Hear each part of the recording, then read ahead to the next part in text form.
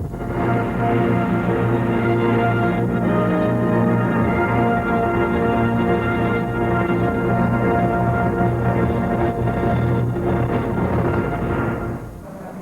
pagi saudara penonton, tema kita kali ini adalah masalah tenaga kerja Indonesia. Dan saat ini saya bersama Bapak Din Samsudin, beliau adalah Dirjen Bina Penta. Pak Din, sebenarnya Bapak melihat keadaan tenaga kerja Indonesia saat ini bagaimana Pak? Ya, tenaga kerja Indonesia secara keseluruhan ya, sebenarnya cukup berkualitas dan mempunyai keterampilan. Hanya saja lapangan kerja yang tersedia di dalam negeri sangat terbatas ya. Sehingga oleh karena itu kita melihat bahwa penempatan TKI tenaga kerja Indonesia ke luar negeri sebagai salah satu alternatif untuk mengatasi masalah pengangguran yang ada di dalam negeri sekarang ini.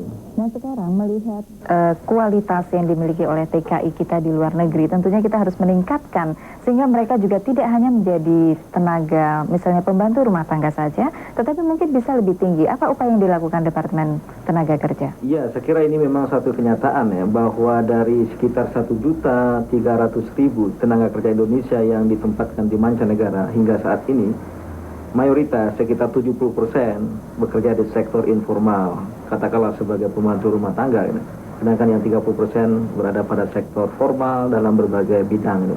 Oleh karena itu pemerintah berkenan sekali pada masa yang akan datang ada suatu program konversi ya, untuk mengurangi atau meningkatkan persentase formal dan mengurangi persentase informal ini.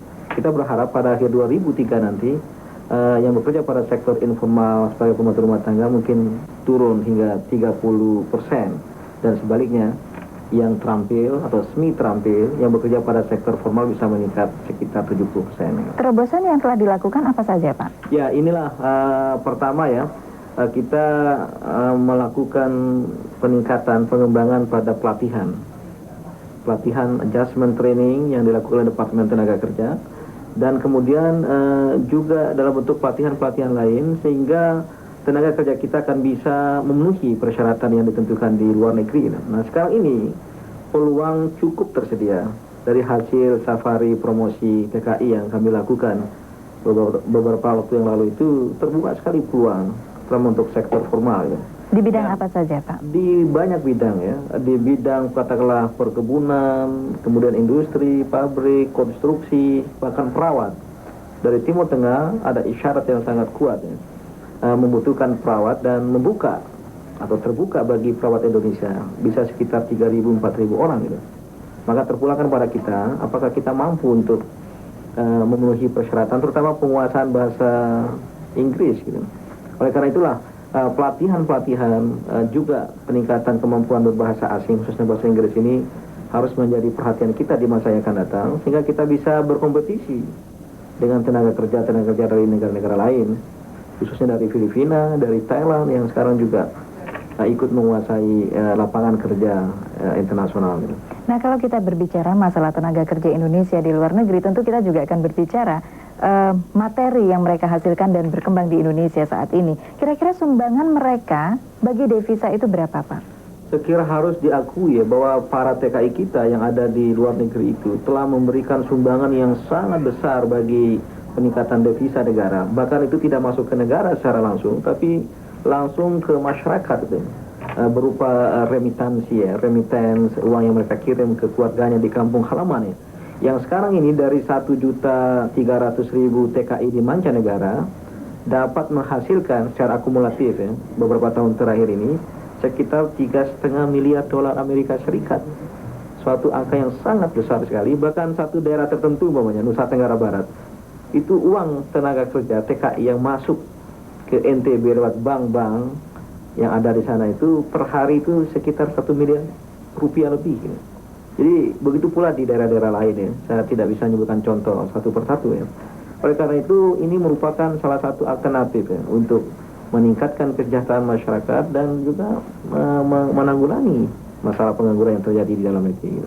Kira-kira menurut Bapak dengan peningkatan kualitas keterampilan yang mereka ikuti, apakah efektif untuk menjamin bahwa tenaga kerja kita di luar juga akan mendapatkan penghasilan yang lebih tinggi? Ya memang ada standar gaji ya di negara-negara tempat tujuan tenaga kerja itu ya. Tetapi paling tidak dengan adanya keterampilan, peningkatan kualitas dari tenaga kerja kita akan bisa bersaing dengan tenaga kerja dari negara-negara lain. Tetapi satu hal yang ingin saya sampaikan, pemerintah juga sangat memberikan perhatian sekarang kepada perlindungan terhadap TKI kita di luar negeri. Karena sekarang kita hidup di era hak asasi manusia, dan perlu diyakini bahwa TKI itu adalah manusia yang punya harkat dan martabat. Oleh karena itu hak-haknya harus dilindungi. Untuk kepentingan itulah, maka dalam waktu dekat ini Depnaker atau pemerintah akan meratifikasi konvensi ILO, konvensi PBB tentang pekerja migran. Kemudian begitu juga kita menyiapkan rancangan undang-undang tentang pekerja migran, yang semuanya ini diharapkan akan membawa dampak pada peningkatan perlindungan bagi TKI kita di luar negeri. Kira-kira perlindungan apa Pak yang akan dijanjikan oleh Departemen Tenaga Kerja dalam hal ini, sehingga para tenaga kerja Indonesia yang akan berangkat ke luar negeri pun mereka lebih siap mental dalam menghadapi kemungkinan-kemungkinan yang mereka hadapi di luar? Ya, memang untuk kerja di luar negeri kan banyak sekali masalah, faktor-faktor ya. Terutama karena kita berada di negara dengan latar belakang budaya yang berbeda, bahasa yang berbeda gitu. Jauh dari kampung halaman ya, secara manusiawi bisa menimbulkan masalah kejiwaan gitu. Oleh karena itu pemerintah bertekad ya untuk menyiapkan tenaga kerja lebih baik lagi dengan kesiapan mental kepribadian, mental kerohanian ya, penguatan nilai-nilai agama, dan juga kuat keterampilan sesuai dengan bidangnya masing-masing. Nah, sekarang ini sedang kita mulai sedikit demi sedikit ya, membangun satu sistem sehingga program penempatan TKI ini akan bisa berjalan dengan lebih baik lagi. Dan menyangkut perlindungan ya, kita mencoba untuk pertama seperti saya katakan tadi, mengadakan peraturan-peraturan, ketentuan hukum dan perundang-undangan yang bisa menjamin perlindungan, seperti undang-undang tentang pekerja migran tadi.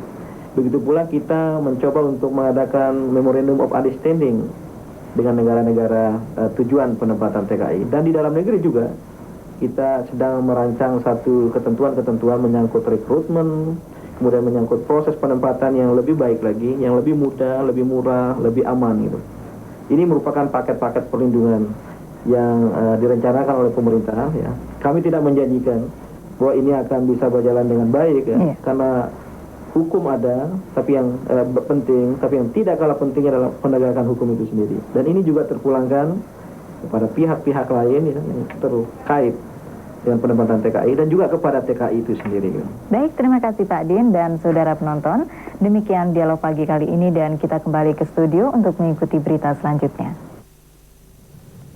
Terima kasih Endah. Saudara, kini kita ikuti segmen info olahraga. Transparan. Meski demikian, diakui masih saja terdapat praktek percalokan tenaga kerja secara ilegal yang sangat sulit dilacak. Karena sering juga terjadi bahwa dalam rangka pengiriman tenaga kerja ke luar negeri ini dilakukan oleh PJTK yang berdomisili kantor pusat di Jakarta. Walaupun di sini sebagian mereka itu ada perwakilan. Sementara Bupati Subang Harohimat menjelaskan pembinaan dan penyuluhan terus dilakukan agar para TKI Jawa Barat tidak hanya sebagai tenaga pembantu rumah tangga saja di luar negeri, tetapi lebih mendapat pekerjaan yang bergengsi. Menurutnya, untuk meringankan beban para calon tenaga kerja, pihak Pemda bekerja sama dengan Bank Jawa Barat memberikan pinjaman uang serta memberikan pelayanan KTP terpadu untuk melengkapi kebutuhan kepengurusan administrasi. Untuk pemberangkatan pertama sebanyak 100 orang ini sudah berhasil, sehingga pandangan orang luar negeri khususnya kepada TKI dengan cara-cara demikian ini sudah bisa berubah. Ternyata tenaga kerja kita bisa lebih berkualitas daripada sekedar pembantu rumah tangga. Bagi para TKI yang telah bekerja ke luar negeri selama beberapa tahun, nampaknya keberhasilan mereka membuat semakin banyaknya para calon tenaga kerja yang ingin bekerja ke luar negeri. Ya, mungkin ada bonus dari majikan kalau kita kerjanya baik. Karena saya di sini nganggur, terus ingin mengubah nasib, ya saya percaya di sini sudah banyak teman-teman udah pada berangkat, jadi saya tertarik. Situasi perekonomian Indonesia yang banyak menimbulkan pengangguran berdampak positif terhadap pengiriman tenaga kerja ke luar negeri. Sementara untuk dalam negeri, program padat karya terus diupayakan pemerintah daerah masing-masing. Saudara, di bulan suci Ramadan ini dihindari dan terutama pada masa yang akan datang, namun mereka harus masuk secara legal gitu. Harus mendapat izin kerja, tenaga kerja asing dari Departemen Tenaga Kerja maupun dari instansi yang didelegasikan tugas untuk itu gitu. Menurut Din Samsudin, penggunaan tenaga kerja asing diperbolehkan namun harus mempunyai izin resmi. Mereka juga diwajibkan membayar $1.200 Amerika per tahun sebagai sumber devisa negara. Sukirman dan Hendrajit melaporkan dari Jepara, Jawa Tengah.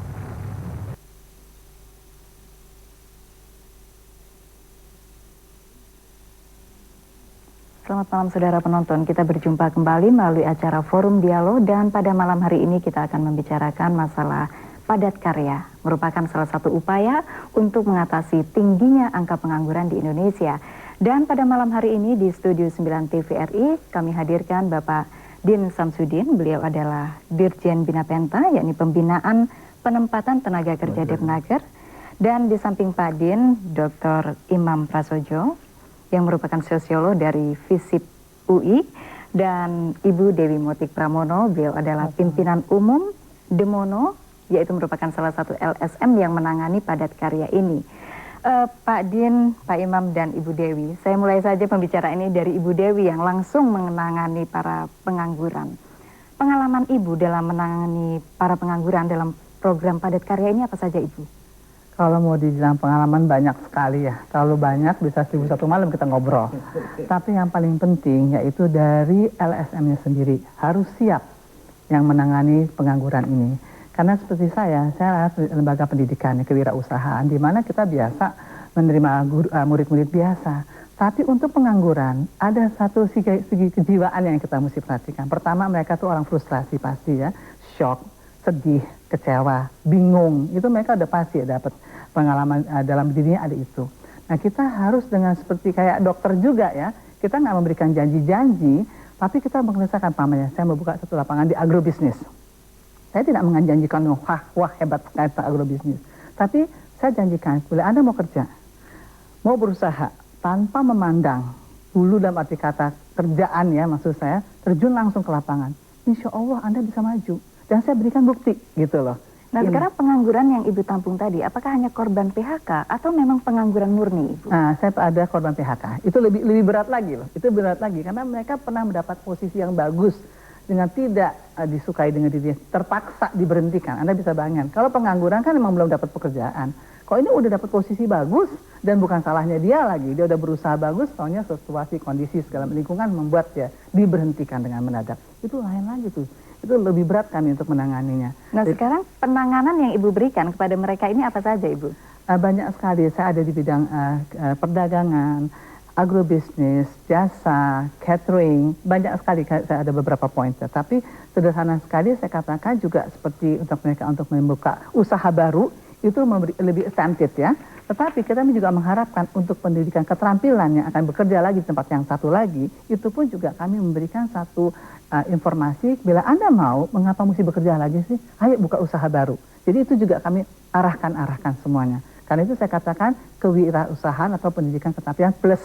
Jadi plus itu adalah tadi, jangan hanya jadi pegawai, tapi kalau bisa jadi buka usaha baru juga. Pak Din, kalau kita melihat pengalaman dari Ibu Dewi tadi Pak, sebenarnya data yang masuk ke departemen, maksud saya Depnaker ini, apakah memang murni dari para penganggur usia produktif saja, atau juga termasuk di dalamnya yang korban PHK, ataupun mereka yang PKI barangkali? Iya, memang padat karya yang dilaksanakan oleh Departemen Tenaga Kerja, baik PDKMK, penanggulangan dampak kekeringan dan masalah ketenagakerjaan, dan P3T, pengangguran pekerja terampil, ini tidak hanya ditujukan untuk penganggur yang ter-PHK, tapi juga dari penganggur, yaitu dari angkatan kerja yang tidak terserap pada periode sebelumnya, dan juga dari mereka yang terpaksa berhenti bekerja, bukan ter-PHK, berhenti bekerja karena perusahaannya tidak bisa beroperasi lagi, dan juga dari para TKI yang bermasalah, yang dideportasi, yang dipulangkan, yang jumlahnya juga cukup banyak gitu.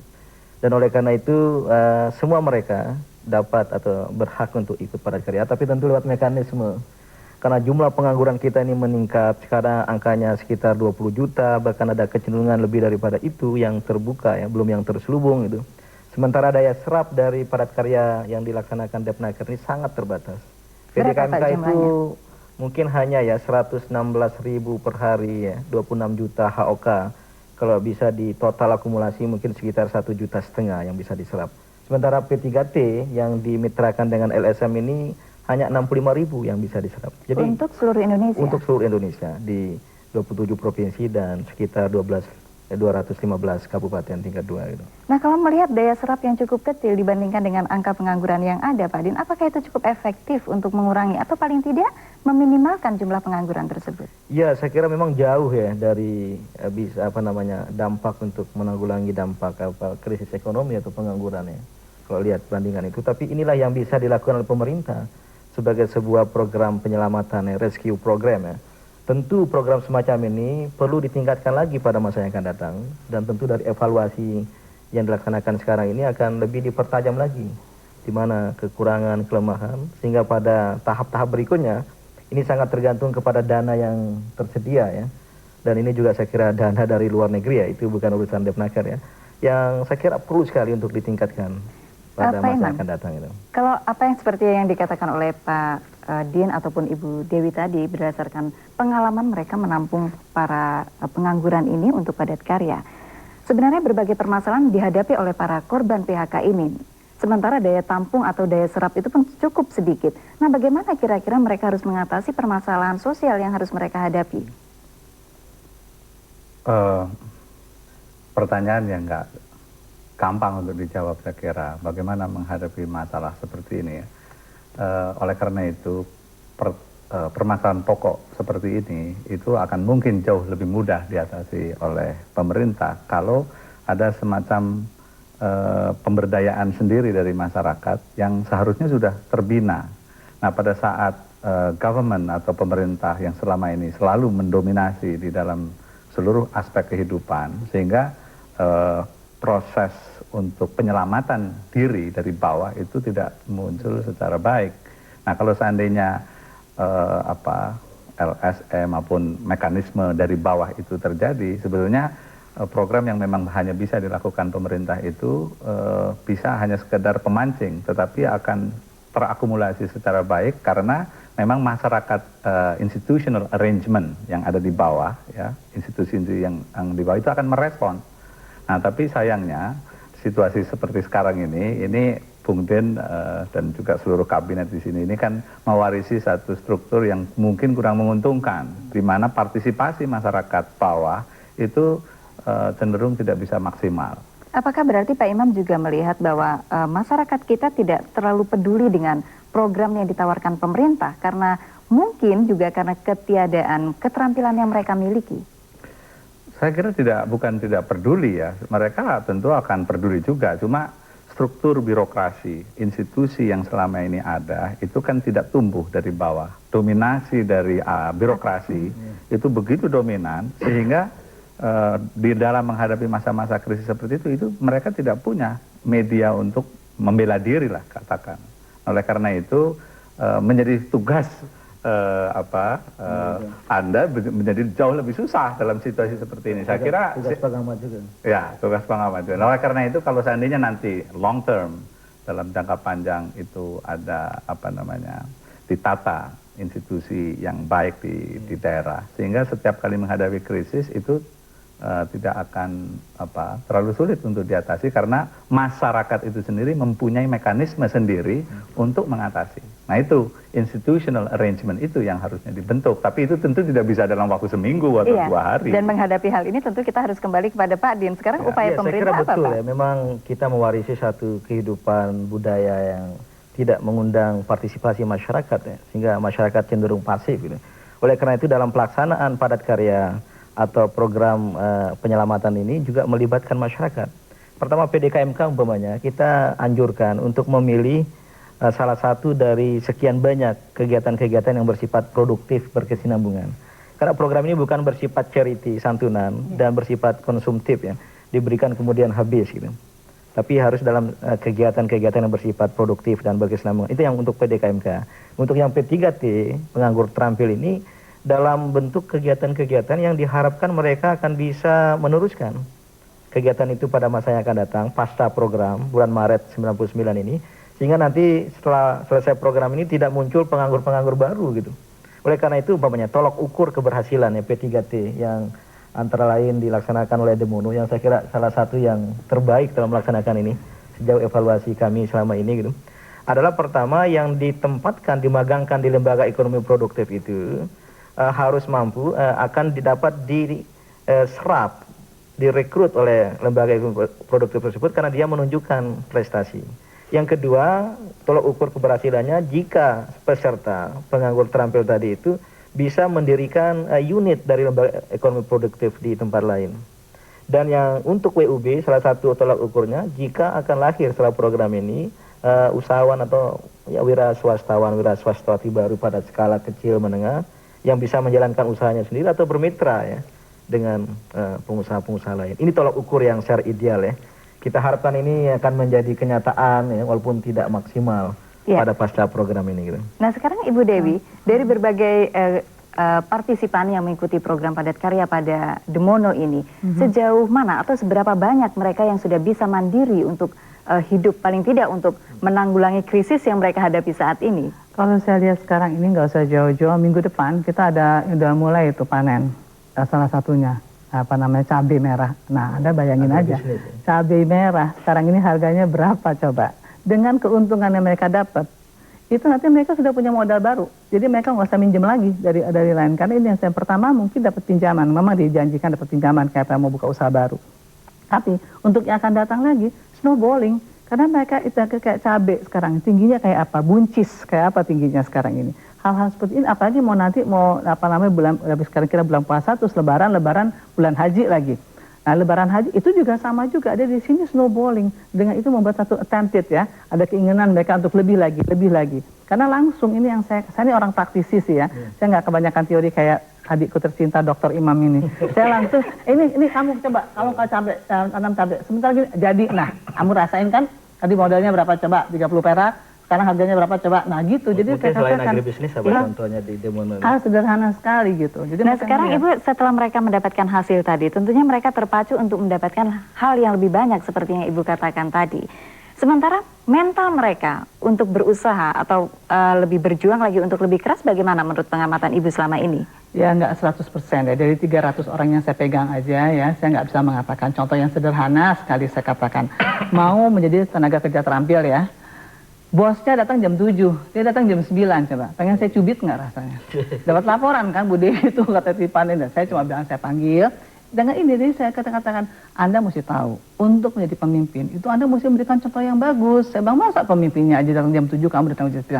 Nah ini kita kan sayang. Abis ini Anda mau kerja lagi nggak? Kalau Anda bagus automatically langsung diambil. Tapi kalau Anda nggak bagus bagaimana? Atau umpamanya yang jadi kapten di catering itu kan tenaga kerja terampil. Ngelap piring nggak mau. Gunting wortel udah marah. Saya nggak mau jadi tukang masak kan Bu, saya mau kapten. Nah mau jadi kapten, jadi pelayan dulu deh. Jadi hal sederhana gitu, pendekatan yang menurut saya kejiwaan ya. Karena saya katakan tadi, mereka berharap bahwa mereka ada biasa posisi tinggi, kedudukan tinggi, atau kok masih kecil. Kan saya bilang, saya nggak paksa kan. Anda yang pilih tadi kata Pak Din kan, begitu banyak pilihan. Mau jadi apa? Ada pilihan banyak sekali. Jadi kalau mereka udah, tapi ada juga yang switch Pak Din. Tadinya mau di perdagangan, atau enggak enak tuh agro, dipikir main-main. Agro, oke. Tapi kan kita juga mesti menyiapkan nggak langsung switch kan, karena bagian si petani yang akan bekerja sama juga kan mesti cari pasangannya lagi. Sementara pendekatan yang Ibu lakukan sangat efektif ya Bu ya selama ini. Tadi saya bilang person to person touch. Ini orang sering lupa bahwa teoritis kita perlukan, konsep kita perlukan, tapi pendekatan implementasi di lapangan yaitu antara person to person, tadi si pelaku dan pembantu yang akan membantu mitra. Itu penting sekali. Ini orang sering lupa, dipikirnya kalau udah teori gitu jalan aja. Enggak, banyak sekali hal-hal yang ternyata di lapangan berbeda dengan konsep. Nah sekarang berdasarkan Pak Imam, pengamatan dengan dilaksanakannya padat karya ini Pak, kita mengatakan tadi Ibu Dewi juga mengatakan bahwa pendekatan pribadi itu jauh lebih penting dibandingkan apapun yang dilakukan seorang pemimpin.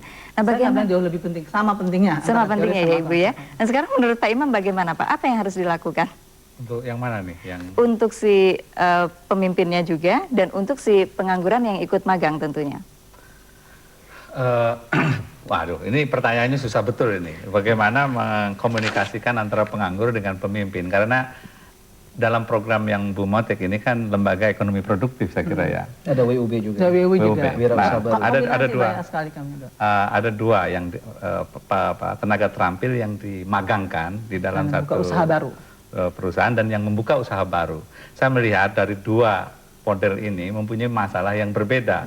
Kalau yang usaha baru barangkali akan jauh lebih mudah karena tidak ada problem, artinya berhasil tidaknya itu akan langsung kelihatan dan berbeda dengan yang ini, lembaga ekonomi produktif. Lembaga ekonomi produktif ini kan orang dicangkokkan ke dalam satu tempat betul. Dan di sini akan menimbulkan masalah karena orang pertama ada dua mismatch, ada dua kecenderungan salah tidak match gitu, tidak pas gitu. Keahlian orang yang menganggur tidak selalu dibutuhkan oleh lembaga ini. Itu satu. Sehingga dia akan sakit kepala, penganggurnya ini kalau masuk ke dalam apalagi tipe pemimpin misalnya yang agak sedikit manajemen by anger gitu. Untung Bu Motek kan enggak gitu. Nah, terus yang kedua, pendekatan sama pemimpinnya saya, sama perusahaan-perusahaan yang saya dekat saya panggil. Itu. Nah, jadi skill itu bisa nggak match. Tapi yang kedua juga nggak match dari sudut bayaran. Pendapatan. Misalnya orang yang kena PHK dari gaji katakan 1 juta sebulan.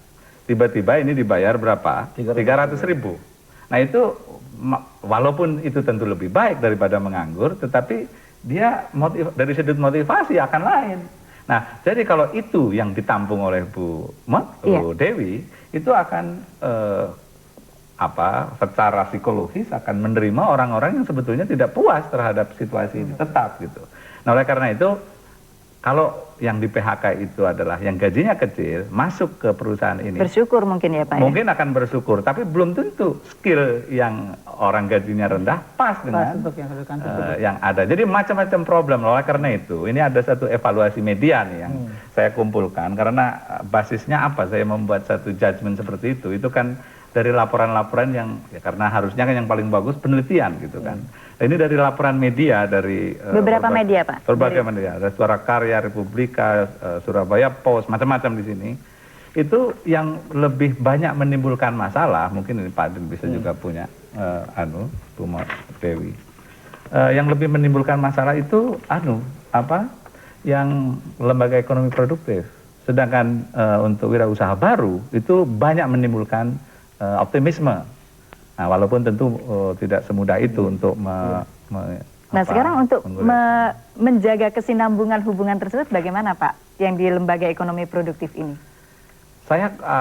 Kalau saya usulkan karena dana ini terbatas, barangkali akan lebih baik difokuskan saja ke wirausaha baru. Saya tidak tahu. Tapi kalau saya terus terang ya, sekarang Bu Endang saya buat ada seperti lembaga konsultan. Karena memang kita kan ada LPKK Demono tuh emang open setiap hari ya.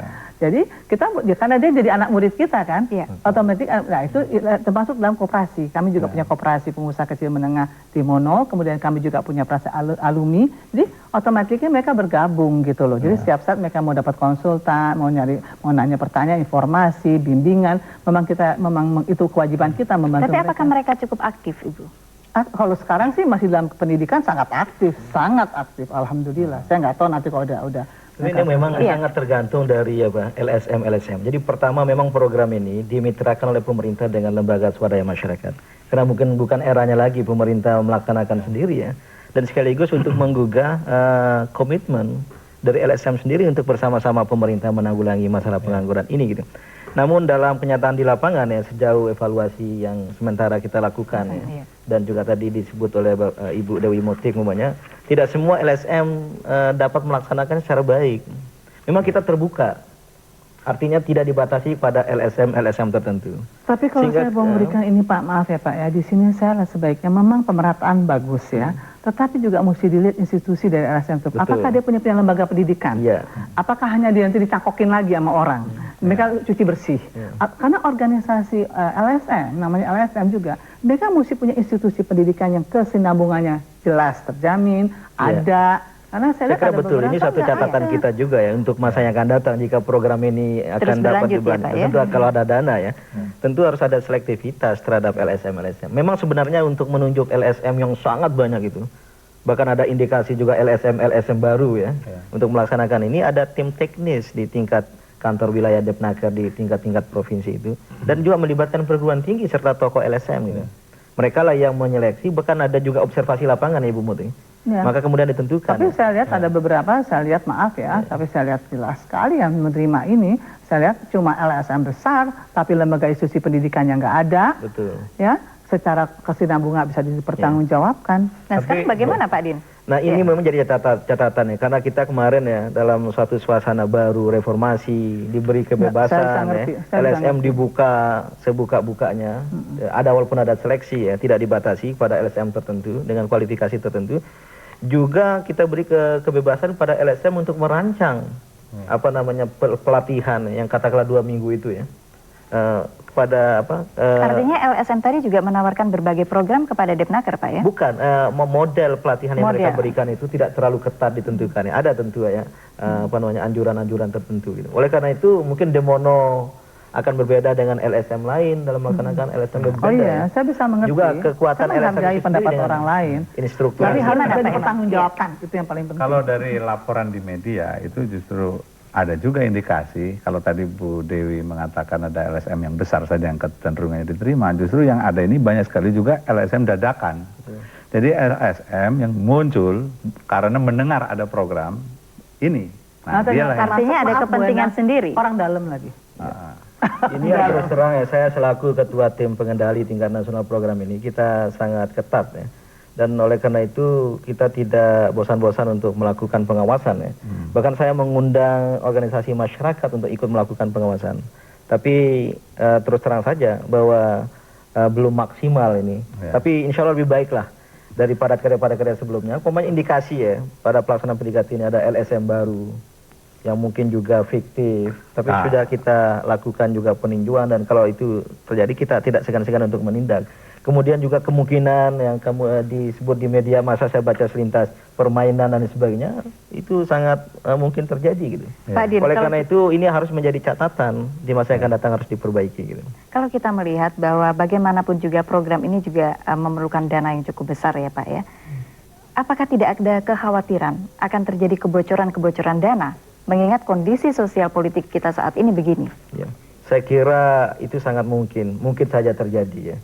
Walaupun kita sudah berusaha untuk mengendalikan secara baik ya, dengan mekanisme, umpamanya sekarang bedanya dengan padat karya sebelumnya, pada sekarang ini pesertanya diseleksi, ada pengadministrasian yang baik dan harus menunjukkan bahwa betul-betul sebagai penganggur. Tapi boleh jadi ya, yang mengeluarkan surat bukti pengangguran itu, kemudian ada permainan, ada kolusi, nepotisme kan, itu sulit sekali untuk Kemudian kedua, LSM yang ikut serta kan. Tadi sudah disinyalir ada LSM baru, LSM fiktif bahkan. Kemudian yang ketiga ya kemungkinan ada kolusi ya untuk bisa ikut serta dan lain sebagainya. Dan terus terang dari pusat, Departemen Tenaga Kerja Pusat, kami sebagai tim pengendali ini kami anjurkan supaya dilaporkan oleh masyarakat. Dan kita membuka kotak pengaduan, kotak pos atau post box 555 jika itu ada indikasi dan Departemen Tenaga Kerja dari Bapak Menteri sudah menginstruksikan untuk tidak segan-segan kita lakukan atau kita ambil tindakan terhadap pelanggaran itu. Gitu. Silakan Pak Imam. Tapi buat saya ya, Bung Den, apapun entah kotak pos 5.000-an kotak pos ini sebenarnya kalau mau dirombak secara lebih struktural, ini kan kekeliruannya karena planning ini, pelaksana ini sangat sentralistis. Betul. Sehingga tangan dari Depnaker pusat tidak akan mungkin bisa menjangkau ada yang di desa, apalagi seluruh Indonesia. Oleh karena itu di dalam ini kan problemnya ini bisa jadi semangat baru di dalam melaksanakan program ini dengan adanya reformasi, tetapi strukturnya lama. Itu sangat sulit melakukan itulah. Kalau seandainya itu akan dilakukan dengan pengawasan yang lebih baik, mau tidak mau center plan perencanaan yang terpusat ini harus diotonomisasikan di daerah-daerah sehingga pengawasan, perencanaan itu ada di daerah. Nah, problemnya perencanaan yang terlalu sentralistis seperti ini kan banyak perencanaan yang tahayul tuh dalam bahasa populernya. Artinya Pak Din di bawah meja kira-kira laporan-laporan kira-kira apa target sana segala macam yang belum tentu di daerah itu memang betul ada pengangguran misalnya. Dan ini terjadi di Sukabumi. Di Sukabumi menurut laporan pikiran rakyat itu tanggal 12 Oktober di situ masyarakat sebenarnya tidak terlalu itu resepsi, bukan resesi, resepsi. Ya, tidak terlalu membutuhkan gitu. Itu satu. Tapi ada satu daerah yang jauh lebih banyak membutuhkan dan perlu diserap tenaga kerjanya. Tapi terbentur lagi dengan aturan cuklak itu yang hanya berapa? 3 kelompok tiap lokasi. Nah, PDKMK ya. Nah itu misalnya kan terus karena peraturan bahwa di tiap lokasi itu 3 kelompok, padahal yang menganggur itu lebih banyak, itu nggak bisa mengakomodasi.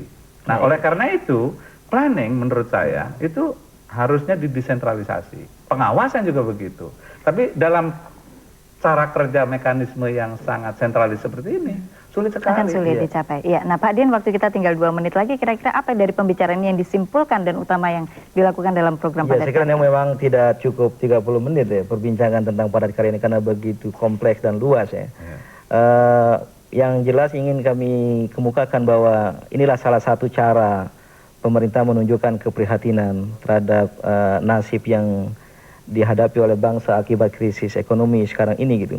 Lewat satu program yang bersifat penyelamatan yang walaupun jauh dari harapan, terutama tidak bisa menanggulangi ke semua pengangguran yang ada gitu, daya serap yang terbatas gitu. Yang kedua ya, kita ingin memulai suatu program yang lebih baik dari masa-masa sebelumnya, tetapi belum cukup ada suasana yang kondusif ya, terutama menyangkut struktur dan juga budaya dari masyarakat dan juga aparat pemerintah dan sebagainya, sehingga program ini tidak bisa berjalan secara maksimal ya. Tetapi kami meyakini ya bahwa program ini ada manfaatnya bagi masyarakat ya.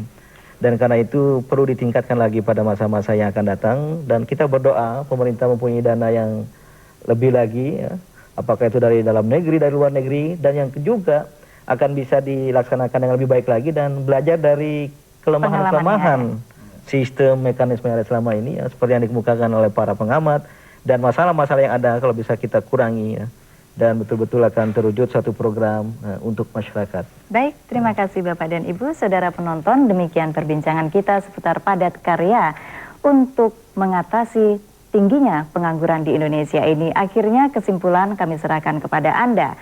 Tetapi yakinlah bahwa kemandirian sangat penting bagi kemandirian bangsa kita. Terima kasih atas perhatian Anda. Kita berjumpa kembali pada forum dialog yang akan datang.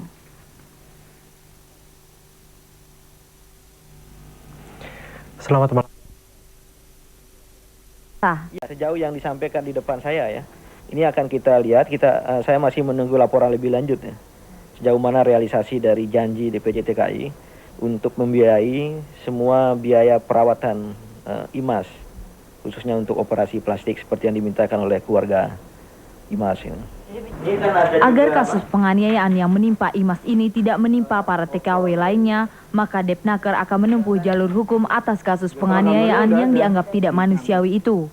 Untuk itu, bukti-bukti penganiayaan berupa foto sudah disampaikan kepada Duta Besar Arab Saudi di Jakarta. Dia Kusumawati dan Frans Ambudi melaporkan.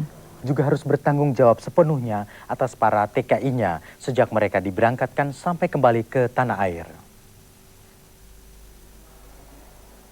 Banyaknya kasus tenaga kerja bermasalah di negara penerima tenaga kerja asing seperti Arab Saudi menyebabkan Depnaker harus menempuh beberapa langkah untuk melindungi para TKI dan calon TKI khususnya TKW. Antara lain para TKI itu harus dilengkapi dengan asuransi, dan PJTKI harus mengurus klaimnya jika ada masalah dengan TKI-nya. Selain itu, para TKI harus mengetahui hak-hak mereka selama bekerja di luar negeri. Hal tersebut dilakukan agar ketika mereka mengalami masalah, terutama pelanggaran secara hukum, mereka dapat terlindungi. Karena selama ini hukum seolah-olah tidak pernah berpihak pada mereka. Sebagai contoh, banyak TKI yang mengalami penganiayaan dan pelanggaran hukum lainnya, seperti yang dialami IMAS yang harus menderita cacat seumur hidup karena disiram air keras oleh majikannya. Dirjen Bina Penta Din Samsudin pun mengakui perbedaan sistem hukum antara Indonesia dengan negara penerima sering menjadi kendala penegakan hukum bagi para tenaga kerja Indonesia. Masalahnya bahwa tidak selalu berada pada posisi yang bisa menang gitu ya. Tapi sejauh menyangkut di tanah air, di dalam negeri, selama tenaga kerja kita maupun calon tenaga kerja Indonesia yang belum berangkat ke luar negeri, jika terjadi atau mengalami perlakuan yang tidak baik, ada pelanggaran hak asasi manusia, Dan jika mereka mempersoalkan ke Departemen Tenaga Kerja, kita akan membela mereka. Agar posisi tenaga kerja Indonesia tidak selalu diperlakukan semena-mena oleh majikannya, maka Depnaker juga akan melakukan suatu perjanjian atau MOU dengan negara penerima. Sejauh ini perjanjian semacam itu telah dilakukan dengan Malaysia dan Kuwait, namun dengan Arab Saudi masih sulit. Tio Kusmawati dan Frans Sambudi melaporkan. Yang cacat seumur hidup karena disiram air keras oleh majikannya itu kini menjalani perawatan setelah menjalani operasi untuk memulihkan kondisi wajahnya yang rusak parah. Menurut rencana, Imas akan kembali sementara ke kampung halamannya Sabtu besok karena orang tuanya tidak sanggup menanggung beban biaya jika terus-menerus menginap di rumah sakit. Bahkan untuk membeli makan selama di Jakarta pun orang tua Imas mulai kesulitan. Operasi tahap kedua direncanakan akan dilakukan bulan Maret mendatang, sehingga diputuskan Imas diboyong pulang untuk berobat jalan. Sementara itu, hingga hari ini, perusahaan pengerah jasa tenaga kerja atau PJTKI berinisial AD yang mengirim Imas ke Arab Saudi belum juga membantu biaya perawatan di rumah sakit. Bahkan menurut orang tua Imas, pemilik PJTKI itu tidak pernah menjenguk Imas di rumah sakit. Sedangkan yang menjadi penanggung jawab Imas di rumah sakit adalah Solidaritas Perempuan. Itu pun belum tentu bersedia menanggung biaya yang diperkirakan mencapai puluhan juta rupiah. Padahal Dirjen Bina Penta sudah mengeluarkan ancaman akan memberi sanksi administratif jika PJTKI tersebut tak juga bertanggung jawab. Pihak Rumah Sakit MH Tamrin pun mengimbau kepada para dermawan agar rela mengulurkan tangan untuk Imas. Tanpa bantuan kaum dermawan, kecil kemungkinan Imas bisa sembuh total. Gabi Getal dan Yosep HL melaporkan. Pertemuan penyelesaian masalah biaya perawatan Imas binti Enan yang dihadiri pimpinan Konsorsium Asuransi Perlindungan TKI dan pengurus PJTKI PT Afida Aviaduta serta ditengahi Dirjen Bina Penta Depnaker Din Samsudin Rabu kemarin berlangsung dalam suasana kekeluargaan. Perundingan ini berakhir dengan pernyataan kesediaan Konsorsium Asuransi Perlindungan TKI untuk membayar segala biaya perawatan Imas melalui PJTKI PT Afida Aviaduta selaku perusahaan pengirim Imas ke Arab Saudi. Baik Dirjen Bina Penta Din Samsudin maupun pengurus PT Afida Aviaduta mengaku puas dengan kesediaan perusahaan asuransi untuk membayar segala biaya perawatan Imas hingga kondisi wajahnya pulih total. Ya, pertemuan hari ini alhamdulillah berakhir dengan baik. Kita meminta kepada pihak konsorsium asuransi untuk menunjukkan tanggung jawabnya, baik atas dasar ketentuan yang ada maupun atas dasar kemanusiaan, untuk menanggulangi biaya penyembuhan dan perawatan TKI atas nama Imas. Saya kira cukup puas, artinya asuransi bertanggung jawab dan kami bisa memberikan, artinya bisa bekerja sama dengan baik dengan pihak asuransi dalam hal ini untuk perawatan saudari Imas sampai tuntas. Pihak Depnaker dan pengurus Abjati berharap agar model penyelesaian kasus Imas ini bisa dijadikan acuan dalam menyelesaikan kasus serupa di masa datang, serta dapat memulihkan citra konsorsium asuransi TKI yang belakangan ini mendapat sorotan. Gabi Getal dan juru kamera Zakaria melaporkan. Pihaknya sudah menyiapkan santunan bagi Imas sejak 13 Januari lalu, namun tidak diambil PT Aviaduta. Bahkan dokumennya diambil lagi oleh PJTKI yang bersangkutan.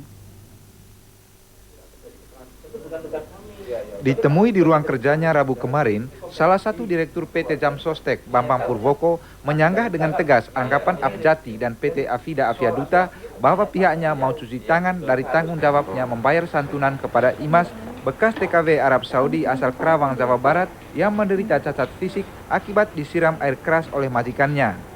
Menurutnya, PT Jamsostek sudah siap membayar santunan sebesar 5,3 juta rupiah kepada Imas sesuai peraturan pemerintah nomor 14/1993 dengan rincian biaya perawatan 3 juta rupiah dan santunan cacat fisik 2,3 juta rupiah. Dan yang sekarang sedang diberlakukan itu kalau terjadi kecelakaan kerja pada pekerja itu sendiri, itu perusahaan biasanya menanggulangi terlebih dahulu terutama untuk biaya-biaya perawatan kesehatan. Kan yang bersangkutan mengenai terkena kecelakaan kerja. Jadi biaya-biaya perawatan nanti ditangani dulu oleh perusahaan dan setelah itu perusahaan akan melakukan klaim ke Jamsostek ya. Jadi kebetulan Jamsostek akan membayarnya sesuai dengan prosedur yang berlaku. Pihak Jamsostek meminta agar PT TKI yang mengasuransikan TKI-nya kepada Jamsostek mencermati benar peraturan yang berlaku dalam menyelesaikan klaim asuransi TKI yang mengalami kecelakaan. Pihaknya juga mempertanyakan maksud PT Afida Aviaduta yang mengambil kembali dokumen IMAS sehingga santunannya belum bisa dibayarkan. Gabi Getal dan Zakaria melaporkan. Sementara itu, saudara, 80 tenaga kerja Indonesia atau TKI selama 2 bulan terakhir terlantar di Riyadh, Arab Saudi setelah terjadi perselisihan dengan majikan sebuah perusahaan catering tempat mereka bekerja. Perselisihan itu kini sedang ditangani pemerintah Arab Saudi dengan Kedutaan Besar Indonesia di Arab Saudi. Dalam pertemuan pengurus Abjati hari Selasa lalu di Jakarta, Ketua Umum Abjati Saleh Al-Waini menyatakan prihatin atas terlantarnya 80 TKI di Riyadh, Arab Saudi sebagai buntut perselisihan dengan majikan mereka. Mereka tidak bisa kembali ke tanah air karena ketiadaan dana. Sementara konsorsium asuransi perlindungan TKI yang menjamin perlindungan mereka tidak menunjukkan tanggung jawabnya. Menurut Ketua Umum Abjati, terlantarnya para TKI itu menunjukkan skema asuransi perlindungan TKI yang telah dibuat pemerintah dan sudah berlaku saat ini tidak efektif. Karena itu pihaknya berencana membatalkan program asuransi TKI pada perusahaan asuransi tertentu sejak Februari mendatang. Juga banyak kasus lain yang terjadi yang juga begitu, perusahaan asuransi tidak pernah menyentuh permasalahannya, apalagi mau bertanggung jawab terhadap permasalahan yang terjadi. Contohnya 80 orang TKI yang telah 2 bulan mengalami masalah di Riyadh, yang sampai saat ini belum selesai, tidak sedikit pun mau disentuh dan ditangani permasalahannya oleh perusahaan asuransi. Untuk meningkatkan efektivitas penyelesaian klaim asuransi TKI, Ketua Umum Abjati mengusulkan penciutan konsorsium asuransi yang saat ini berjumlah 8 menjadi 4 konsorsium. Sebab ada kesan bahwa beberapa konsorsium asuransi TKI yang ada sekarang ini cenderung untuk mengejar profit saja ketimbang membantu para TKI yang mengalami kecelakaan. Gabi Getal dan Priambudi melaporkan. PT Afida Aviaduta dan pihak asuransi di hadapan Dirjen Bina Penta Depnaker Rabu kemarin, maka Kamis siang pihak konsorsium asuransi perlindungan TKI mengunjungi IMAS, bekas TKW di Arab Saudi yang menderita cacat wajah akibat disiram air keras majikannya. Selain ingin melihat kondisi IMAS, pihak konsorsium asuransi perlindungan TKI ini juga bermaksud menjelaskan mengenai pertanggungan biaya perawatan kepada IMAS dan orang tuanya. Menurut petugas konsorsium asuransi, sebenarnya mereka sudah melaksanakan kewajibannya dengan membayar asuransi kecelakaan tanggal 24 Desember lalu sebesar 2,7 juta rupiah. Sedangkan mengenai biaya perawatannya, masih menunggu klaim dari PT Afida Aviaduta sesuai rekening yang diberikan pihak rumah sakit. Membayar dulu biaya perawatannya dari operasinya itu adalah dari PT Afida Aviaduta. Nanti PT-nya itu akan mengajukan rembes ke asuransi, langsung dibayar penggantinya. Sementara itu, menurut pihak Rumah Sakit MH Tamrin, IMAS masih harus menjalani 3 tahap perawatan, yakni perawatan fisik 2 tahap dan tahap ketiga adalah pemulihan psikisnya. Diperkirakan IMAS masih akan menjalani perawatan hingga sebulan lebih. Demikian laporan Imam Suwoko.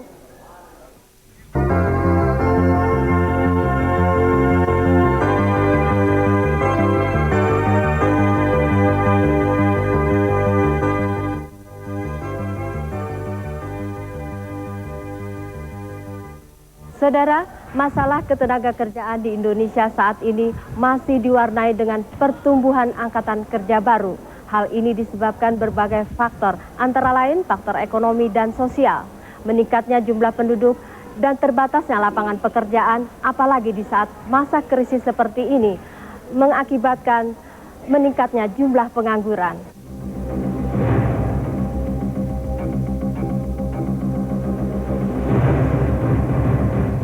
Program penempatan tenaga kerja Indonesia ke luar negeri merupakan salah satu alternatif untuk mengatasi pengangguran dan perluasan kesempatan kerja bagi masyarakat.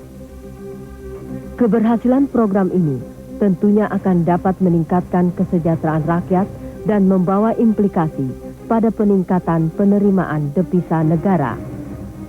Dewasa ini kita memasuki era globalisasi yang menuntut persaingan antar bangsa, khususnya dalam bidang ekonomi, perdagangan, mobilitas modal, barang dan jasa, termasuk jasa tenaga kerja. Permintaan jasa tenaga kerja akan semakin meningkat sebagai akibatnya pasar tenaga kerja antar negara semakin semarak di masa mendatang. Mobilitas tenaga kerja yang bertumpu pada sumber daya manusia yang berkualitas menjadi faktor penentu keberhasilan suatu bangsa dalam persaingan global. Menghadapi tantangan demikian, Indonesia sebagai salah satu negara yang selama ini banyak menempatkan keunggulan komparatif sumber daya manusianya agar dapat merebut keunggulan di antara negara-negara penempatan tenaga kerja. Penempatan tenaga kerja ke luar negeri merupakan pengerahan jasa manusia, bukan komoditas, dan tidak hanya bertumpu pada pendekatan ekonomi pasar semata, melainkan dengan pendekatan ekonomi kelembagaan, di mana hak asasi dan nilai-nilai serta kebebasan menjatuhkan pilihan dijamin. Sehingga menempatkan pekerja dengan segala harkat dan martabatnya tetap terpelihara dalam sistem ekonomi pasar. Semakin terbukanya kebutuhan pasar kerja di luar negeri mendorong pemerintah untuk memanfaatkan kesempatan tersebut dengan mengirim tenaga kerja yang terampil ke berbagai negara pengguna jasa tenaga kerja. Seperti tenaga kerja Indonesia di Hong Kong memberikan kesan positif terhadap citra buruk Nakerwan di luar negeri. Hasil dari para tenaga kerja tersebut selain dapat membantu keluarganya, juga sebagai sumber devisa bagi negara. Jumlah TKI di Hong Kong saat ini sekitar 32.000 orang yang bekerja sebagai pramuwisma.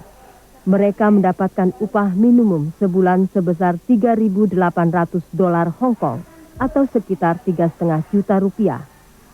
Dari seluruh TKI di Hong Kong, uang yang dapat dikirimkan ke tanah air sedikitnya 40 miliar rupiah per bulan. Ini juga kalau ada kebutuhan di rumah minta saya kirimin, kalau enggak ya saya taruh di Hong Kong Bang. Oh, berapa udah tabungannya? 40-an tuh. 40.000 Hong Kong. Ya gimana lah untuk membantu keluarga karena juga mereka nggak mampu. Dan saya sendiri juga butuh kehidupan saya untuk anak dan untuk masa depan keluarga saya sendiri. Begitu pula dengan tenaga kerja yang berasal dari desa Linggumanti, Purwakarta, Jawa Barat. Dari hasil kerja mereka di Arab Saudi sebagai pramuwisma selama 4 tahun, berhasil mengumpulkan uang dan dipergunakan untuk membeli sawah, membangun rumah, serta menabung untuk masa depan anak mereka. Selama saya kerja di Saudi 4 tahun, pulang ke rumah, beli sawah, bikin rumah, itu buat anak sekolah. Sekarang saya di rumah, bikin kerja, makan sehari-hari di sawah itu. Ya saya kerja di Saudi selama 4 tahun. Hasilnya dibikin rumah, kemudian buat modal suami, buat makan sehari-hari juga. Saya baru pulang 2 bulan dari Saudi, tapi masih ada saya minat mau pergi lagi ke Saudi. Dilihat dari data pada Kanwil Depnaker Jawa Barat, minat masyarakat Jawa Barat untuk bekerja di luar negeri akhir-akhir ini menunjukkan peningkatan atau naik 50%. Pada tahun 1995-1996, permintaan tenaga kerja untuk luar negeri di Jawa Barat tercatat 27.000 orang. Tetapi akhir tahun 1998 melonjak menjadi 55.600 orang. Calon tenaga kerja yang sudah terseleksi dan telah memasuki proses pelatihan untuk bekerja di luar negeri mencapai 42.000 orang. Dan Jawa Barat telah memberangkatkan sekitar 230.000 orang. Daerah yang paling banyak memberikan kontribusi pengiriman tenaga kerja antara lain Subang, Purwakarta, Sukabumi. Yang menyangkut masalah kelengkapan administrasi. Kita bantu sepenuhnya agar keterangan-keterangan atau surat-surat yang diperlukan, yang memerlukan pelayanan dari pemerintah daerah, mulai tingkat desa, kecamatan, mungkin juga sampai ke tingkat kabupaten, kita dorong agar para petugas pelayanan ini memberikan pelayanan yang sebaik-baiknya, yang cepat, murah, dan mudah. Sementara itu negara tujuan yang paling diminati para TKI antara lain Korea, Arab Saudi, dan Malaysia. Terutama untuk tenaga kerja informal atau pembantu rumah tangga. Sedangkan tenaga formal masih didominasi tenaga kerja pria. Meningkatnya peminat masyarakat yang ingin bekerja di luar negeri diperkirakan akibat semakin rendahnya daya beli masyarakat dan bertambahnya tingkat pengangguran, sehingga menurunkan tingkat kesejahteraan masyarakat dan mendorong mereka untuk mencari alternatif pekerjaan lain. Secara umum digambarkan pengiriman TKI di Jawa Barat cukup baik dan dinilai menjadi alternatif dalam mengurangi tingkat pengangguran yang saat ini jumlahnya mencapai 2 juta orang. Bahkan kemungkinan angka tersebut akan membengkak lagi. Hal ini disebabkan sejak krisis hingga saat ini pekerja yang mengalami pemutusan hubungan kerja sekitar 100.000 orang. Saya di Jawa usaha pedagang Bu tadinya. Nah habis gitu dagang sayur di pasar kan. Nah habis gitu kehabisan modal gitu nah Bu. Dihutang orang, dia nggak balik lagi ke aku, lah jadinya kehabisan modal gitu nah Bu. Saya punya tekad bulat mau ingin kerja ke Arab Saudi. Saya sudah bekerja 6 tahun, alhamdulillah saya bisa membiayai keluarga dan membantu untuk masa depan anak. Dan sekarang saya mau balik lagi ke sana. Namun penempatan tenaga kerja ke luar negeri masih diwarnai dengan berbagai masalah.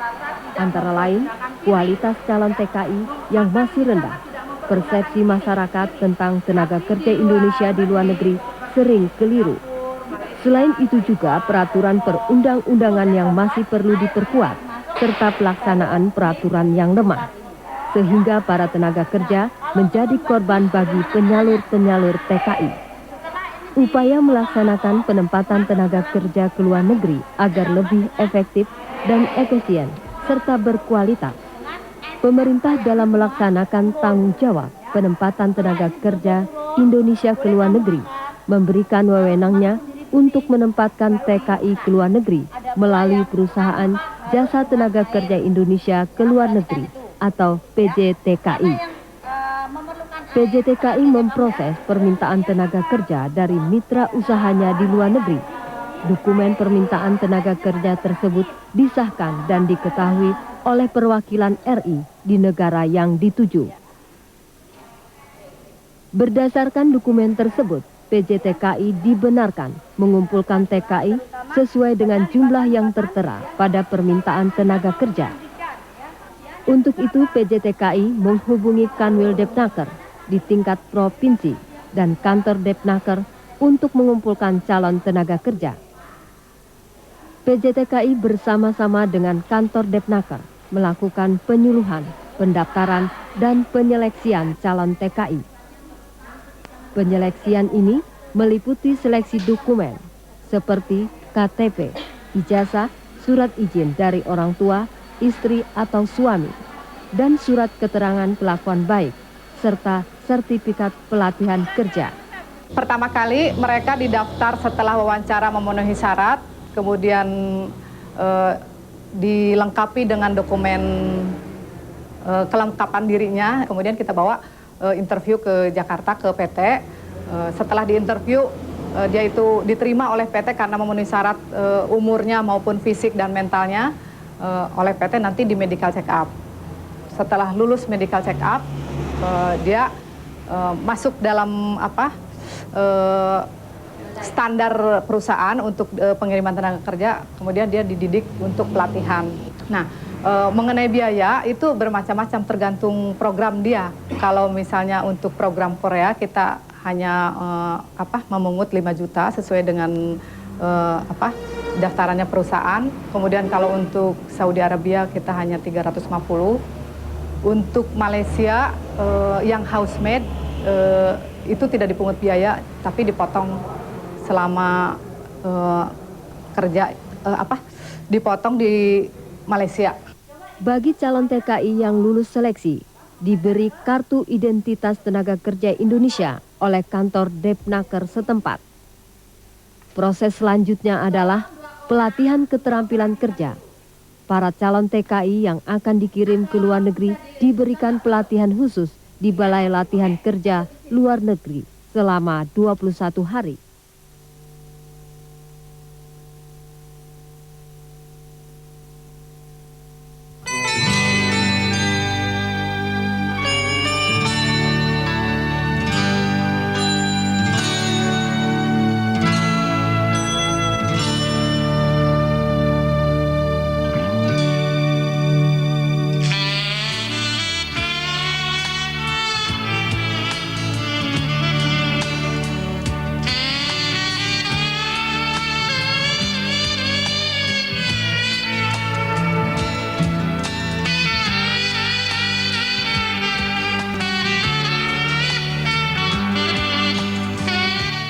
Bahasa Inggris dan bahasa Arab.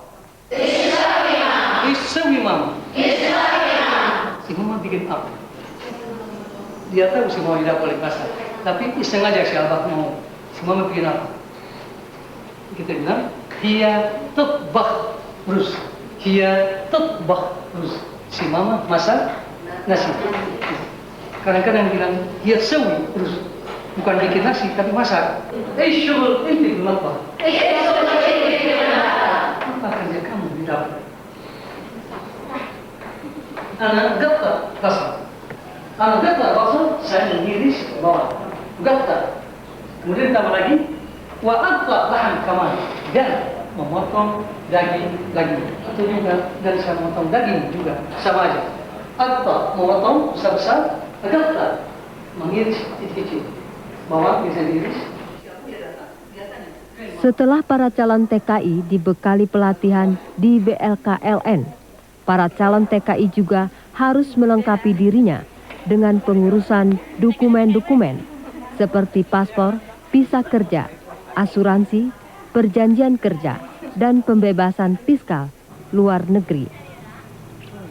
Sambil menunggu keberangkatan para calon tenaga kerja, ditempatkan di penampungan penyalur jasa tenaga kerja sekitar 1 hingga 2 bulan. Dan pengetahuan para calon tenaga kerja yang mereka dapat di BLKLN dimantapkan kembali di tempat penampungan. Apabila persiapan tersebut telah lengkap, calon TKI diberangkatkan ke negara tempat mereka bekerja dan PJTKI melaporkan kepada KBRI Perwakilan RI ke negara di mana calon TKI ditempatkan. Berapa tahun Yati bekerja di luar negeri dan pengalaman apa saja yang Yati dapat di sana? Oh, saya kerja di sana 3 tahun dan pengalaman saya, pertama saya di Malaysia, saya cuci piring. 5 bulan saya disuruh bantu-bantu masak. Bekerja di luar negeri itu kan ada suka, ada dukanya. Nah, kalau sukanya apa saja? Ya, sukanya saya kan tiap bulan saya dapat duit dan keduanya saya pandai masak. Nah, gitu. Hasil dari pekerjaan itu, uang itu diapakan saja selama ini? Oh, saya kirimkan ke kampung. Di kampung ya kalau ada orang jual sawah, dibelikan sawah sama orang tua saya dan dibuatkan rumah saya. Kalau dukanya apa saja yang Yati rasakan selama bekerja di sana? Dukanya itu ya lepas lebaran, kita jauh dari keluarga dan anak. Ya mestilah kita nangis ingat anak waktu hari raya itu. Di sini kan ada Sri yang bakal berangkat ke luar negeri. Nah, tolong dong, apa aja sih yang harus Sri persiapkan untuk berangkat ke sana? Tentunya Yati kan sudah pengalaman. Oh iya, pengalaman. Pertama-tama kita kan, modal kita adalah jujur dan kesehatan badan. Kamu pandai mengambil hati majikan, kamu itu dipuji, lagi pun setengah tahun sekali atau setahun sekali kamu dapat bonus. Nomor 1 jujur. Itulah orang luar negeri itu yang penting kejujuran dan kesehatan badan. Sri, tadi kan kita sudah sama-sama mendengar cerita dari Yati bagaimana pengalaman dia bekerja di luar negeri. Nah, apakah Sri sendiri masih tertarik untuk bekerja di luar negeri? Saya tetap tertarik ingin kerja ke luar negeri. Soalnya saya mempunyai pendirian ingin mandiri gitu. Dan ingin mengumpulkan uang banyak untuk melanjutkan kuliah saya gitu. Kan tadi katanya Yati kalau Lebaran sedih, terus ini. Nah, terus terbayang nggak nanti gimana kalau Lebaran di sana sendiri? Ya, saya tentu terbayang dan merasa sedih.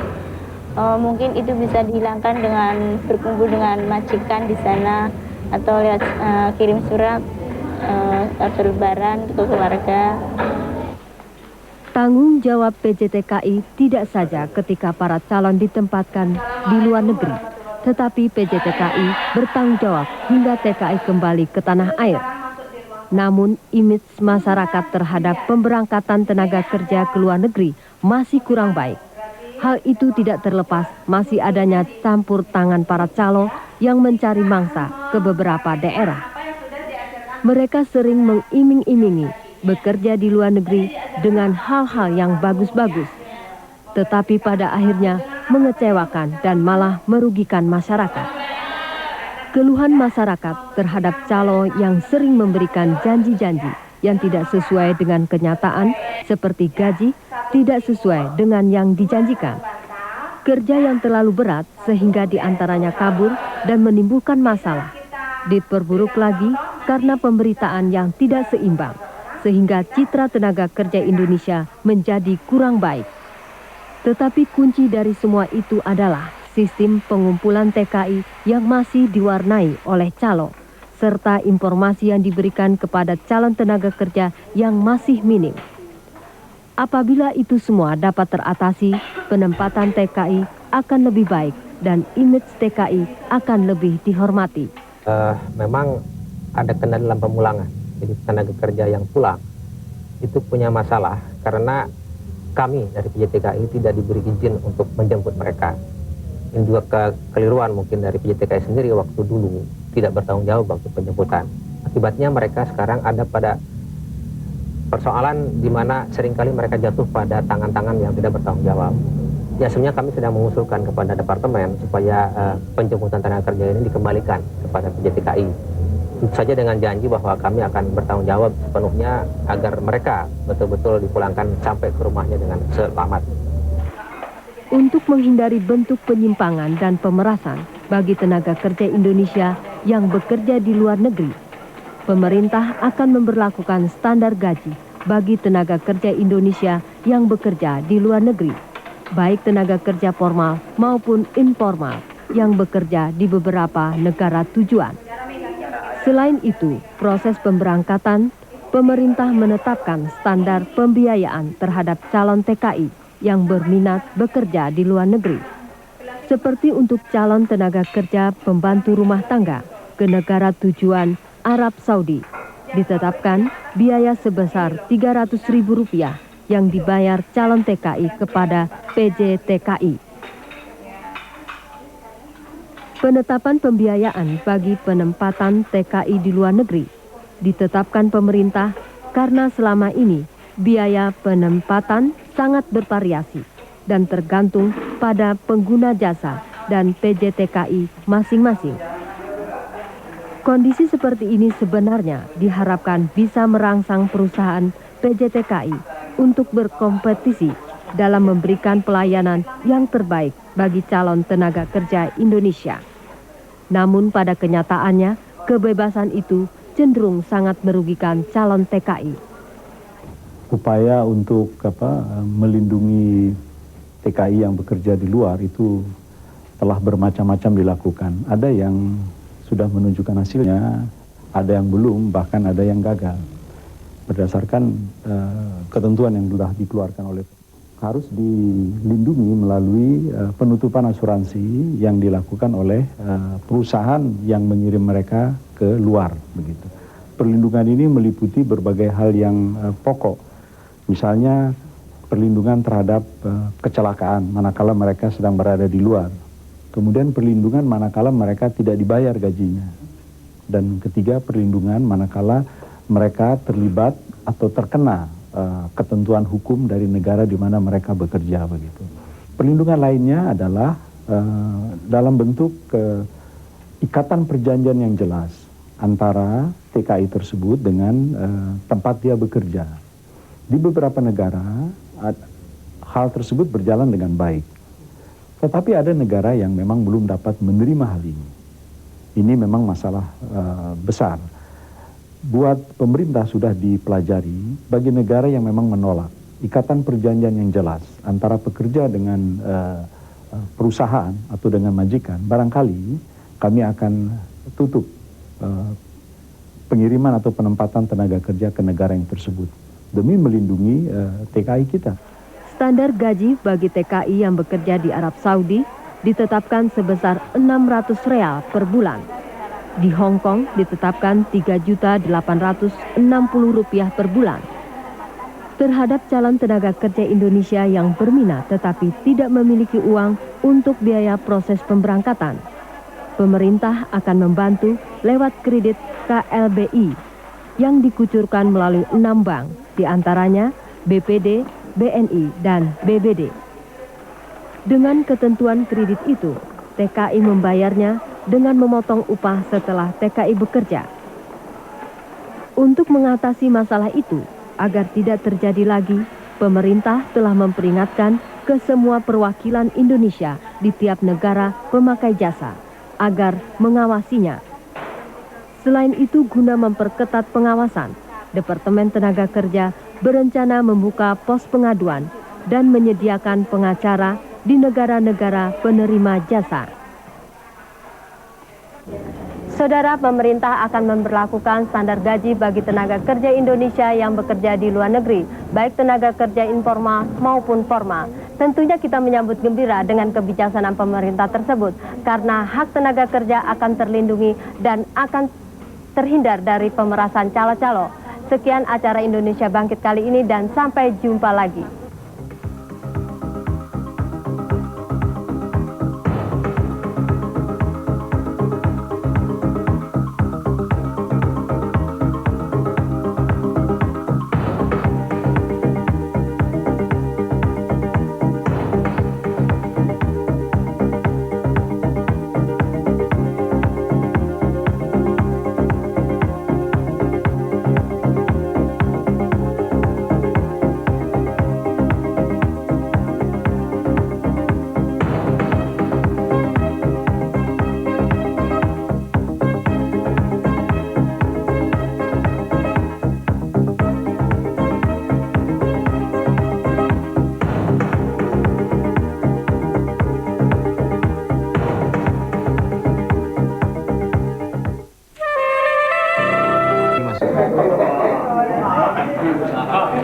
Pak Dirjen, krisis ekonomi masih melanda di Indonesia, tetapi menjelang katakanlah Lebaran, Tahun Baru maupun Natal ini, Pak, sekarang tuh banyak kinerja perusahaan yang turun. Tetapi bagaimanapun juga mereka kan punya tanggung jawab terhadap para pekerjanya, dan tentunya mereka diharapkan akan memberikan THR keagamaan. Bagaimana Bapak menanggapi hal ini? Ya, sejak 5 tahun yang terakhir ini di negeri kita ketentuan pembayaran tunjangan hari raya keagamaan itu menjadi norma, sehingga bagaimanapun keadaannya pada dasarnya pemberian tunjangan hari raya keagamaan itu merupakan kewajiban. Oleh karena itu kita mengingatkan pada kesempatan ini bagi perusahaan-perusahaan yang mampu hendaknya tetap membayar sebagaimana mestinya, baik menurut peraturan maupun peraturan perusahaan atau KKB yang mereka miliki. Kalau benar-benar memang tidak mampu, seyogianya dirundingkan dengan pekerja sedini mungkin sehingga pekerja mengetahui ketidakmampuan perusahaan itu. Bagaimana kriteria sebuah perusahaan ini tidak mampu, Pak? Misalnya mereka berlindung dengan adanya krisis ini, dia akan mengatakan, oh saya tidak mampu, sehingga sedangkan pekerja itu hanya ditindas saja. Kalau ukuran objektifnya sebetulnya diperiksa oleh angkutan publik. Tapi sebenarnya dalam proses produksi kan pekerja itu tahu, karena dari hulu sampai hilir dari proses itu pekerja semuanya terlibat. Sehingga dari bahan baku yang masuk sampai produk akhir yang dikirim keluar, pekerja itu tahu meningkat atau menurun. Baik, sehingga mudah diketahui itu. Dan tentunya THR ini kan hak bagi pekerja ya Pak ya, dan kewajiban oleh para pengusaha. Betul. Kemudian syarat-syaratnya apa supaya pekerja ini mendapatkan haknya ini, THR ini? Bagi mereka yang telah memiliki masa kerja sekurang-kurangnya 3 bulan, maka dia mendapat THR itu menurut proporsional sampai dia bermasa kerja 1 tahun. Bagi yang 1 tahun ke atas minimal 1 bulan upah. Kemudian bagi mereka yang ter-PHK 1 bulan menjelang hari raya keagamaan yang sampai, maka mereka juga berhak THR dimaksud. Iya. Kadang-kadang kenyataan di lapangan tuh banyak pekerja kita yang tidak dapat mendapatkan haknya. Bagaimana pemerintah menanggapi hal ini? Upayanya adalah penegakan hukum atau pengawasan oleh aparat Depnaker. Tapi yang kita inginkan adalah justru sosial kontrol dari pekerja, LSM maupun pekerja itu sendiri. Sehingga jauh-jauh mereka sudah tahu apakah mereka akan menerima hak itu atau tidak. Memang diperlukan keterbukaan dan ketulusan perusahaan untuk pertama memberitahu jumlah yang akan diberikan, yang kedua memberitahu kapan pemberian itu dilaksanakan. Sehingga pekerja tidak menanti-nanti tanpa kepastian begitu. Ya, seandainya mereka tetap tidak mendapatkan haknya, Pak, artinya tidak mendapatkan THR ini, apa yang bisa dilakukan para pekerja? Cepat melaporkannya kepada Departemen Tenaga Kerja setempat untuk ditengahi, sehingga kita akan teliti apakah benar perusahaan tidak mampu membayar. Kalau memang mampu tapi tidak mau, masalahnya kan lain. Ya, demikian juga Pak, dalam waktu dekat kan akan ada katakanlah Lebaran ya Pak. Dulu sebelum krisis tentunya banyak perusahaan yang membantu pekerjanya memberikan bantuan angkutan Lebaran. Nah dalam keadaan yang seperti ini, bagaimana anjuran dari Depnaker khususnya? Kita masih tetap menganjurkan seperti tahun-tahun yang lalu, karena ini kan sudah merupakan tradisi yang baik di kalangan kita. Banyak perusahaan yang membeli angkutan sendiri atau menyewakan kendaraan bagi pekerjanya untuk mudik Lebaran. Sehingga berbagi kebahagiaan itu kan juga membawa kebahagiaan tersendiri. Nah bagi perusahaan sendiri hal ini akan lebih menguntungkan karena pekerja tidak berpikir bagaimana mereka harus pulang dengan apa, sehingga bisa terjadi mereka pulang lebih awal sebelum perusahaan dicutikan, atau juga sebaliknya mereka kembali lebih lama karena tidak mendapat kendaraan dari kampung halamannya. Sehingga kalau mereka mengadakan fasilitas pemberangkatan cuma-cuma dan pengembalian cuma-cuma, itu akan memberikan kepastian dan ketenangan di kedua belah pihak. Pak Dirjen, kalangan tentunya para pekerja katakanlah buruh Pak ya, dalam kondisi yang sulit seperti ini tentunya mereka juga menginginkan kenaikan upah minimum regional katakanlah. Apakah ada rencana dari pemerintah untuk menaikkan upah minimum regional UMR ini Pak dalam keadaan krisis ekonomi seperti ini? Iya benar, tadi telah kita utarakan bahwa krisis secara nasional benar, tapi tidak semua sektor mengalami krisis ekonomi. Oleh karena itu, sebagaimana tahun-tahun yang lalu, pada saat ini kita telah menerima 27 usulan dari tiap-tiap provinsi yang telah mendapat rekomendasi dari gubernur. Diharapkan pada minggu pertama bulan Januari ini, kita akan menetapkan UMR ini yang akan berlaku nanti 1 April 99. Kenapa kita publikasikan sejak dini? Supaya di masa nanti libur perusahaan karena Lebaran ini, perusahaan juga kan harus menyiapkan anggaran belanjanya untuk tahun 1999. Nah, dengan pemberitahuan ini kita harapkan mereka tidak lagi berdalih pada waktunya nanti, tidak mampu membayar padahal mereka belum siap benar menghitung kemampuan-kemampuan yang mereka miliki. Terima kasih atas kehadirannya di studio kami. Terima kasih. Baik saudara penonton, demikian tadi wawancara kami dengan Dirjen Binawas dan kita kembali ke Studio 6 untuk mengikuti berita-berita selanjutnya. Silahkan. Terima kasih. Kita untuk tahun ini melakukan kebijakan baru. Jadi di samping melakukan UMR juga melakukan upah minimum sektoral regional. Artinya bagi perusahaan-perusahaan yang benar-benar mampu kita dorong untuk membayar lebih baik dari yang ada di wilayah-wilayah yang lain. Tapi di sisi lain, bagi yang benar-benar tidak mampu, tetap kita buka kemungkinan untuk melakukan penangguhan. Artinya dia boleh tidak membayar menurut ketetapan UMR dengan syarat. Yang paling penting adalah persetujuan dengan pekerja yang akan menerima upah di bawah UMR itu. Ya, masalah persetujuan ini kan banyak sekali juga dipersoalkan Pak. Nah, bagaimana ini Depnaker bisa memfasilitasi ini? Nah, kita mendorong supaya terjadi bipartit. Dan ini terletak bagaimana hubungan antara manajemen dengan pekerja selama ini, apakah komunikasinya lancar, hubungannya baik, saling percaya atau tidak. Kalau landasan itu jelek, selalu tidak mencapai hasil perundingan antara manajemen dengan pekerja. Ya. Depnaker dalam ini akan melakukan sosialisasi Pak. Jelas. Ya, ini apa saja yang kalian lakukan? Sejak ditetapkan kita melakukan sosialisasi, Menteri dengan surat edarannya kepada gubernur-gubernur untuk mengadakan sosialisasi, juga kepada asosiasi pengusaha, serikat-serikat pekerja dan masyarakat luas seperti forum kita pada hari ini juga dengan maksud supaya para pihak, ya manajemen juga menyiapkan dirinya untuk melaksanakan kewajibannya, pekerja juga tahu apa yang menjadi haknya sehingga pada waktu pelaksananya nanti tidak menjadi masalah. Ya, tapi demo-demo masih marak ini Pak dan intinya ya soal itu juga soal UMR. Itulah. Kita harapkan maksud baik meningkat kesejahteraan ini jangan berakibat dan melaksanakannya dengan etikat baik dan penuh rasa tanggung jawab. Ya, boleh dikatakan sekarang kan zaman yang serba susah Pak, ya, serba sulit di bidang ekonomi. Pengusaha juga mempunyai masalah, sementara dari pekerja juga punya masalah. Nah, sekarang ada anggapan tidak di PHK aja sudah untung. Dengan demikian kan posisi tawar dari pekerja ini semakin lemah, Pak. Iya, di sektor-sektor tertentu benar. Tapi ada sektor-sektor yang dalam keadaan sekarang ini justru lebih baik, yaitu mereka yang mempunyai bahan baku lokal, produknya untuk ekspor. Itu dia menikmati benar keadaan perekonomian sekarang ini, sehingga mestinya mereka-mereka inilah kesempatan menghargai pekerjanya secara lebih baik dan mengerti kebutuhan pekerja yang terus meningkat dalam keadaan ekonomi seperti sekarang ini. Ya. Kalau misalkan dengan secara sektoral bagaimana, Pak?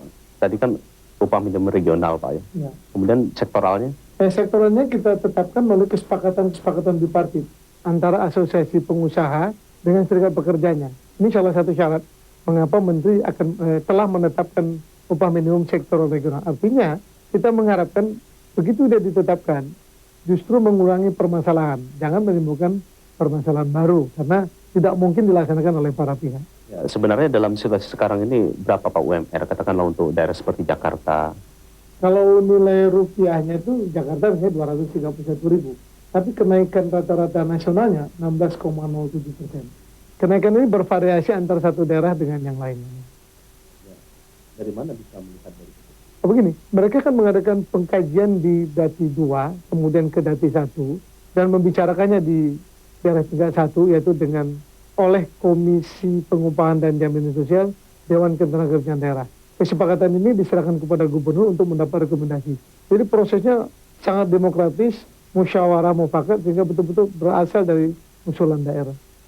Jika ternyata ada pengusaha yang katakanlah tidak melaksanakan apa yang telah disepakati itu, tindakan nyata apa Pak? Mungkin secara hukum. Oh iya, itu sudah diatur dalam Peraturan Menteri Nomor 1 tahun 99 bahwa perusahaan yang tidak mampu melakukan tapi tidak melakukan penangguhan pula akan ditindak sesuai dengan ketentuan yang berlaku, yaitu pidana maupun perdata. Selama ini apa ditemukan masalah itu? Dalam tahun-tahun terakhir ini makin kurang. Saya beri contoh, pada tahun yang lalu hanya ada 57 permohonan penangguh. Kemudian ada 12 yang mencabut kembali penangguhannya, 12 kita setujui, dan 23 kita tolak untuk tidak kita beri izin penangguhan, karena menurut kita tidak pantas perusahaan itu melakukan penangguhan UMR di perusahaan. Ya, banyak juga Pak para pekerja itu ya, selain setelah mereka mendemo perusahaannya sendiri, juga melakukan demo ke Departemen Tenaga Kerja ini. Nah, selama ini Departemen Tenaga Kerja Pak, berkaitan dengan masalah sosialisasi tadi Pak ya, ini sebenarnya bagaimana cara untuk melakukan sosialisasi kepada para pekerja itu sehingga mereka mengerti, sehingga tidak terjadi lagi hal-hal seperti yang lalu-lalu itu Pak. Iya, kita mengharapkan di sinilah peranan serikat pekerja. Toh mereka kan menjadi anggota organisasi pekerja yang sekarang secara nasional ada 15 federasi yang menyatakan berdiri di Indonesia. Mestinya mereka itulah secara bertahap dan beranting menyebarluaskan penjelasan mengenai ketetapan UMR dan UMSR ini kepada para anggotanya sebagai tanda simpati mereka kepada para anggotanya.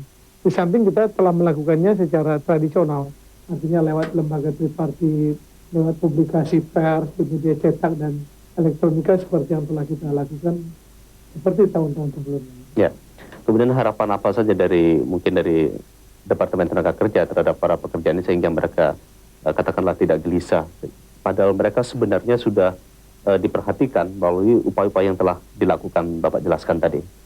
Dan kita mengharapkan kepada perusahaannya terbukalah, ya, berunding, bermusyawarah dengan pekerjanya, jelaskan kemampuan perusahaan. Mungkin ada kenaikan-kenaikan tapi harus jujur berapa mampunya. Pekerja juga menuntut untuk mendapatkan hak itu kan baik, tapi harus ditempuh oleh cara-cara yang baik pula. Jadi jangan melakukan cara-cara yang akhirnya perusahaan menjadi korban, mungkin bisa tutup karena langkah-langkah pekerja yang tidak simpatik, bahkan cenderung melanggar hukum itu. Itu yang kita hindarkan. Karena pemerintah jelas menunjukkan kesungguhannya ingin melindungi pekerja dan membela kepentingan-kepentingan pekerja. Walaupun belum memenuhi harapan kita semua.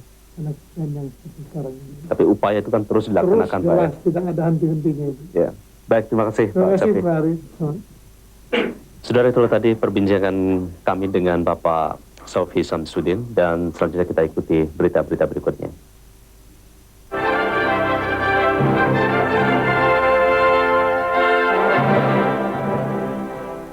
kasus-kasus di negara lain, dan itu banyak dilakukan oleh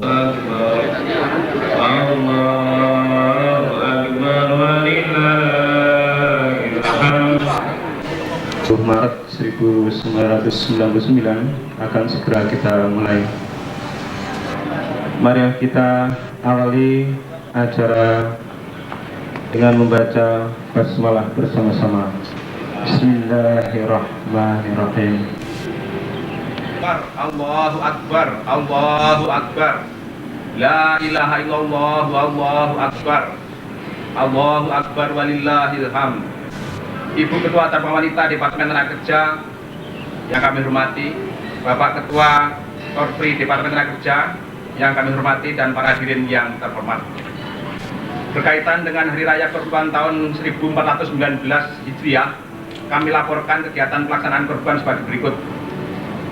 Hewan kurban yang akan disembelih sebanyak 16 ekor sapi dan 53 ekor kambing yang dihimpun dari para muslimin dan muslimat, pejabat dan para pegawai Departemen Tenaga Kerja maupun Menko Wasbangpan serta sodakoh dari para dermawan.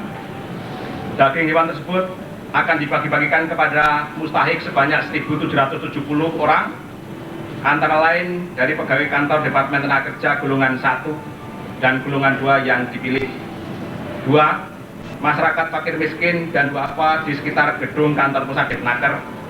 3. Yayasan Panti Asuhan Binaan Depnaker dan yayasan di Bantar Gebang. Berkaitan dengan hal tersebut, mohon Ibu Ketua Dharma Wanita Departemen Tenaga Kerja berkenan memberikan arahan dan sekaligus menyerahkan hewan kurban secara simbolis untuk disembelih. Assalamualaikum warahmatullahi wabarakatuh. Bapak dan Ibu sekalian yang kami muliakan, Assalamualaikum warahmatullahi wabarakatuh. Pertama-tama, marilah kita panjatkan puji syukur kehadirat Allah Subhanahu wa Ta'ala yang telah melimpahkan rahmat dan karunia-Nya, sehingga kita dapat menghadiri acara penyembelihan hewan kurban di lingkungan Departemen Tenaga Kerja pada hari ini. Dalam kesempatan yang baik ini, kita mencoba menggali hikmah yang terkandung dalam hari raya kurban ini. Secara kronologis, sejarah kurban telah ditegaskan Allah Subhanahu wa Ta'ala dalam surat As-Saffat ayat 100 sampai 109. Bahkan nama Nabi Ibrahim alaihissalam banyak sekali menghiasi Al-Quran dan dinyatakan oleh Allah Subhanahu wa Ta'ala sebagai uswatul hasanah, yang berarti panutan atau contoh yang baik. Baik bagimu pada dalam ayat ini bahwa Nabi Ibrahim dan orang dalam segala aspek kehidupan beragama, berbangsa dan bernegara. Dengan ketaatan yang ditujukan Nabi Ibrahim alaihissalam melaksanakan perintahnya, oleh Allah diganti dengan seekor kambing kurban. Daging hewan tersebut dibagikan kepada kaum yang berhak sebagai manifestasi ketaatan kita kepada Allah Subhanahu wa Ta'ala. Peran Departemen Tenaga Kerja dan Dharma Wanita untuk dapat mengambil sikap ketaatan kita kepada Allah Subhanahu wa Ta'ala sebagaimana sikap yang ditunjukkan Nabi Ibrahim. Mengambil hikmah dari kejadian itu, kita sebagai umat manusia dituntut untuk selalu mengembangkan sikap ikhlas berkorban untuk kepentingan dunia dan akhirat. Sebagai abdi negara di Departemen Tenaga Kerja dan abdi masyarakat, sikap ini ditunjukkan melalui pelayanan tanpa fee dalam rangka membantu orang yang lemah untuk diberdayakan dalam mengisi kehidupan yang lebih baik. Dan mengabdi kepada Allah Subhanahu wa Ta'ala. Mudah-mudahan dengan Hari Raya Idul Kurban mempertinggi pengorbanan kita kepada bangsa dan negara. Sekian, terima kasih. Wassalamualaikum warahmatullahi wabarakatuh.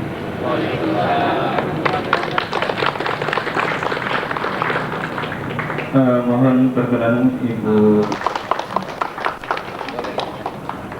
Ketua Dharma Wanita kepada panitia, dan panitia pun telah menyerahkan sepenuhnya kepada Dewa Motor.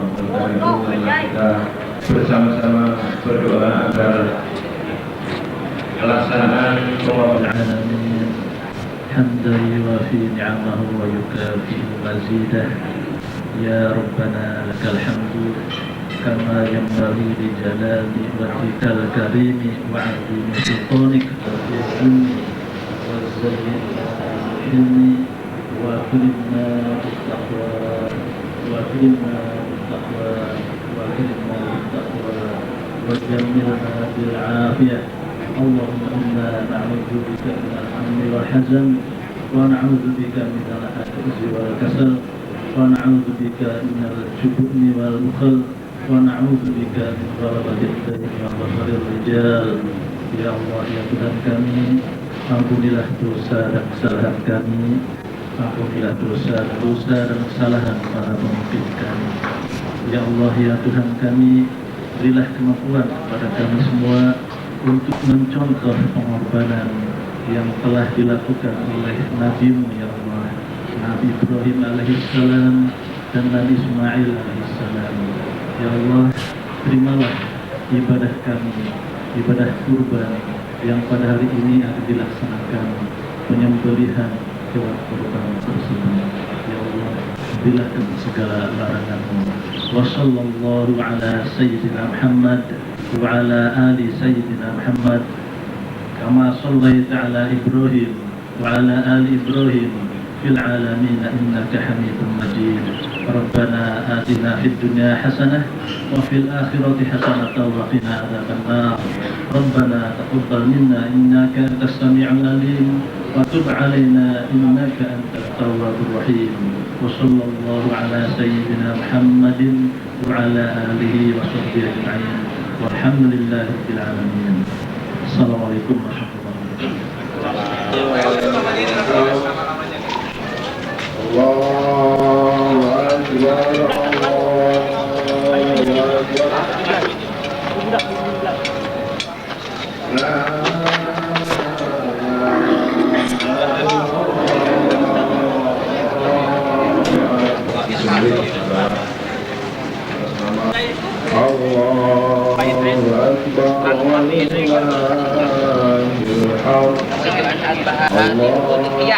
Bapak Dokter Anas Wahdi Idris Menseknek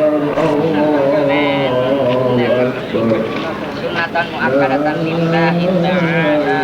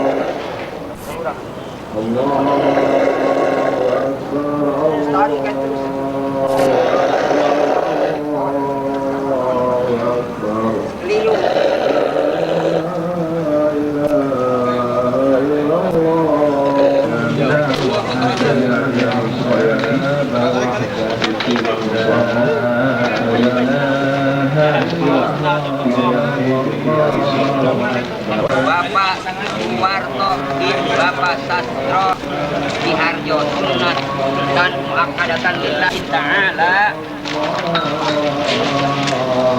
Untuk hewan yang kedua ini adalah korban atas nama Pak Suwarto, ibunya Yani Sukaryani binti Mangun Suwarno dan Estira Wijayanti binti Abi Suwarto dan Febrina Lastira binti Abi Suwarto.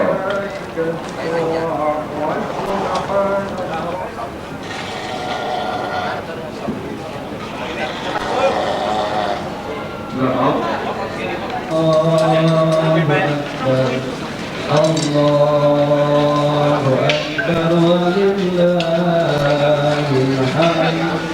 Allahu Akbar,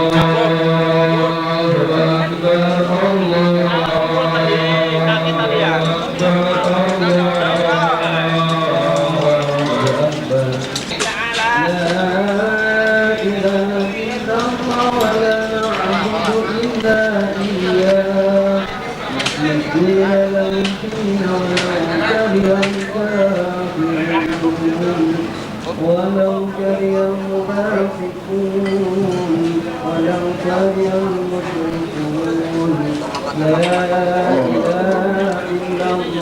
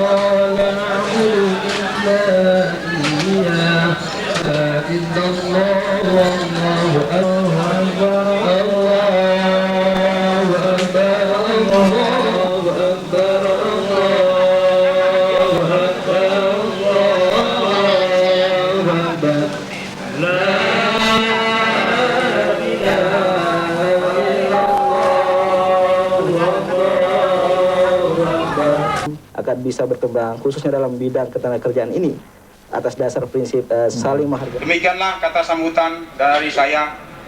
Lebih dan kurangnya saya mohon maaf. Sampai jumpa pada kesempatan yang lebih baik. Wassalamualaikum warahmatullahi wabarakatuh. Pertama mari kita panjatkan puji dan syukur pada Tuhan Yang Maha Kuasa, di mana pada siang hari ini kita menghadiri acara penutupan pelatihan las konstruksi yang dilakukan oleh BRK Las Condet kerjasama dengan PT Alto Industri. Tadi sudah disampaikan bahwa latihan ini berlangsung selama 3 bulan, kalau tidak salah, jadi 1 bulan atau 160 jam di Las BRK Condet dan dilanjutkan dengan praktek sebanyak 320 jam di perusahaan. Dan hari ini sudah selesai, ya, sudah selesai. Ya. Tentunya saya dari Departemen Tenaga Kerja pertama-tama ingin mengucapkan terima kasih banyak pada PT Alto Industri yang telah melakukan kerjasama dengan Departemen Tenaga Kerja untuk memberi kesempatan kepada pemuda-pemuda kita mengikuti latihan. Dan harapan kita adalah setelah mereka mengikuti latihan, mereka bisa diangkat sebagai karyawannya, bekerja di perusahaan ini. Kenapa? Kenapa? Karena ya, untuk mendapatkan pekerjaan susah, orang yang bekerja aja banyak yang mau di PHK. Sekarang kita syukur kalau ada lowongan untuk mendapatkan pekerjaan. Nah, oleh karena itu maka pemuda-pemuda kita bisa memperoleh keterampilan, dan keterampilan yang diperoleh itu bisa memperoleh pekerjaan. Kenapa kita mengharapkan agar tidak menambah jumlah penganggur yang ada pada saat ini. Pada saat ini jumlah penganggur semakin banyak. Jumlahnya sudah lebih dari 16 juta orang yang menganggur. Kita biasa pagi-pagi pergi kantor, ternyata setelah kena PHK tidak pergi kantor, ditanya sama istri, Pak tidak ke kantor jadi tidak enak. Timbul dan sebagainya. Susah kalau kita menganggur. Dan timbul macam-macam. Untuk itu maka Departemen Tenaga Kerja tidak hanya kegiatan seperti ini, kita sangat concern dengan upaya-upaya bagaimana memberikan bantuan-bantuan pada pemuda-pemuda kita agar mereka bisa memperoleh pekerjaan, bisa tidak kena PHK, bisa mendapatkan keterampilan dan pekerjaan-pekerjaan di dalam perusahaan ini, agar keterampilan itu betul-betul bisa membawa komitmen yang paling tinggi saat ini adalah bagaimana mengembangkan sumber daya manusia yang ada. Karena kita semua tahu bahwa pada saat ini di dalam situasi sumber daya manusia yang berkualitas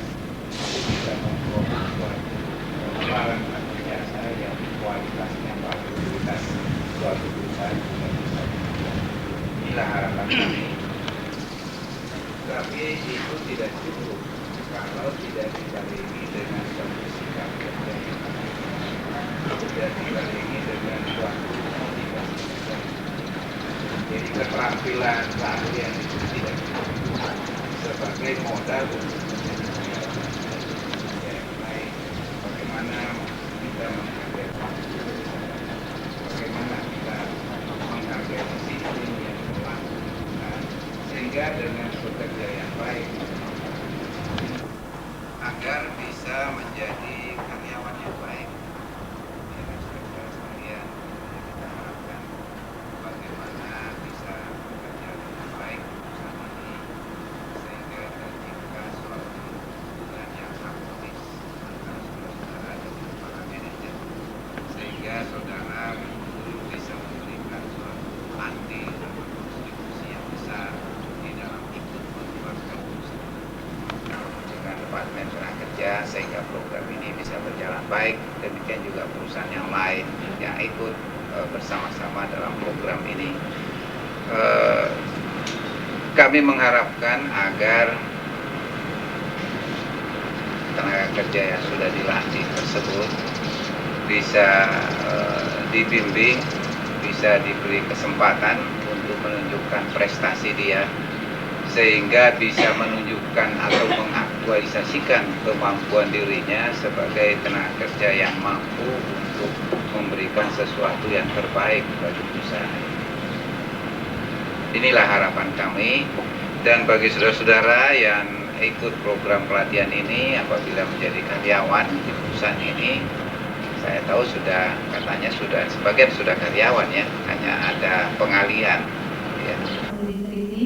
Kita kemudian akan mengambil langkah-langkah terapeutik, langkah-langkah penyembuhan atau langkah pemberdayaan. Nah, di situ kemudian kita mainkan mungkin GPS-nya kalau memang ada yang cocok, mungkin BLK-nya kalau anak itu suka, mungkin langsung ke pendidikan formal kalau anak itu dapat diajak ke sana. Karena di rehabilitation center motivasi juga akan mulai dikembangkan. Ya. Penyembuhan itu termasuk juga memotivasi anak itu untuk menetapkan pilihan-pilihannya untuk masa yang akan datang. Kita akan menciptakan aturan-aturan dan perizinan yang sangat ketat yang dapat mencegah anak-anak di bawah usia kerja minimal yang ditetapkan oleh ILO untuk masuk ke Jerman. Jadi izin-izin itu akan kita buat demikian rupa hingga dapat mencegah menghapuskan eksploitasi anak-anak ini tadi. Dan sementara itu dalam jangka waktu segera ini akan tetap dilakukan razia-razia, akan tetap dilakukan pendekatan para pengusaha agar mereka menyadari bahwa perbuatan itu tidak baik. Di samping itu, kalau misalnya ada pelanggaran-pelanggaran, law enforcement harus dilakukan secara tegas dan konsisten. Nah, jadi saya kira barangkali itulah bulatan dasar dari apa yang kita bicarakan hari ini. Tinggal nanti untuk pertemuan selanjutnya kita memperhalus. Nah, hingga betul-betul jadi. Kalau misalnya kita cek nanti tidak lama lagi, apakah betul sudah Pemda melakukan peraturan untuk tidak mengizinkan anak di bawah usia kerja untuk kerja makan.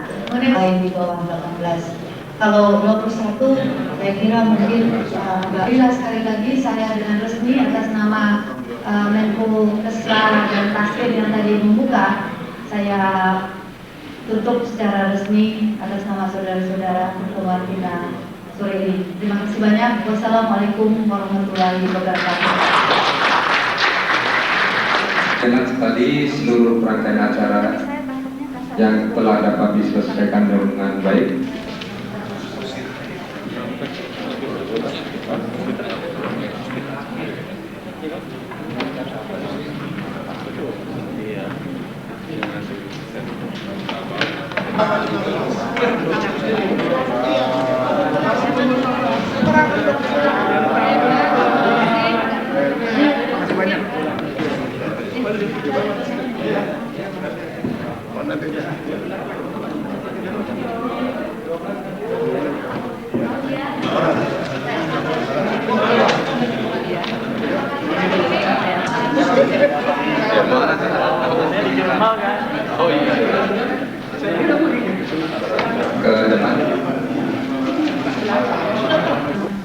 Sangat tidak bisa ditolerir, yaitu pekerjaan di jernal-jernal di lepas pantai.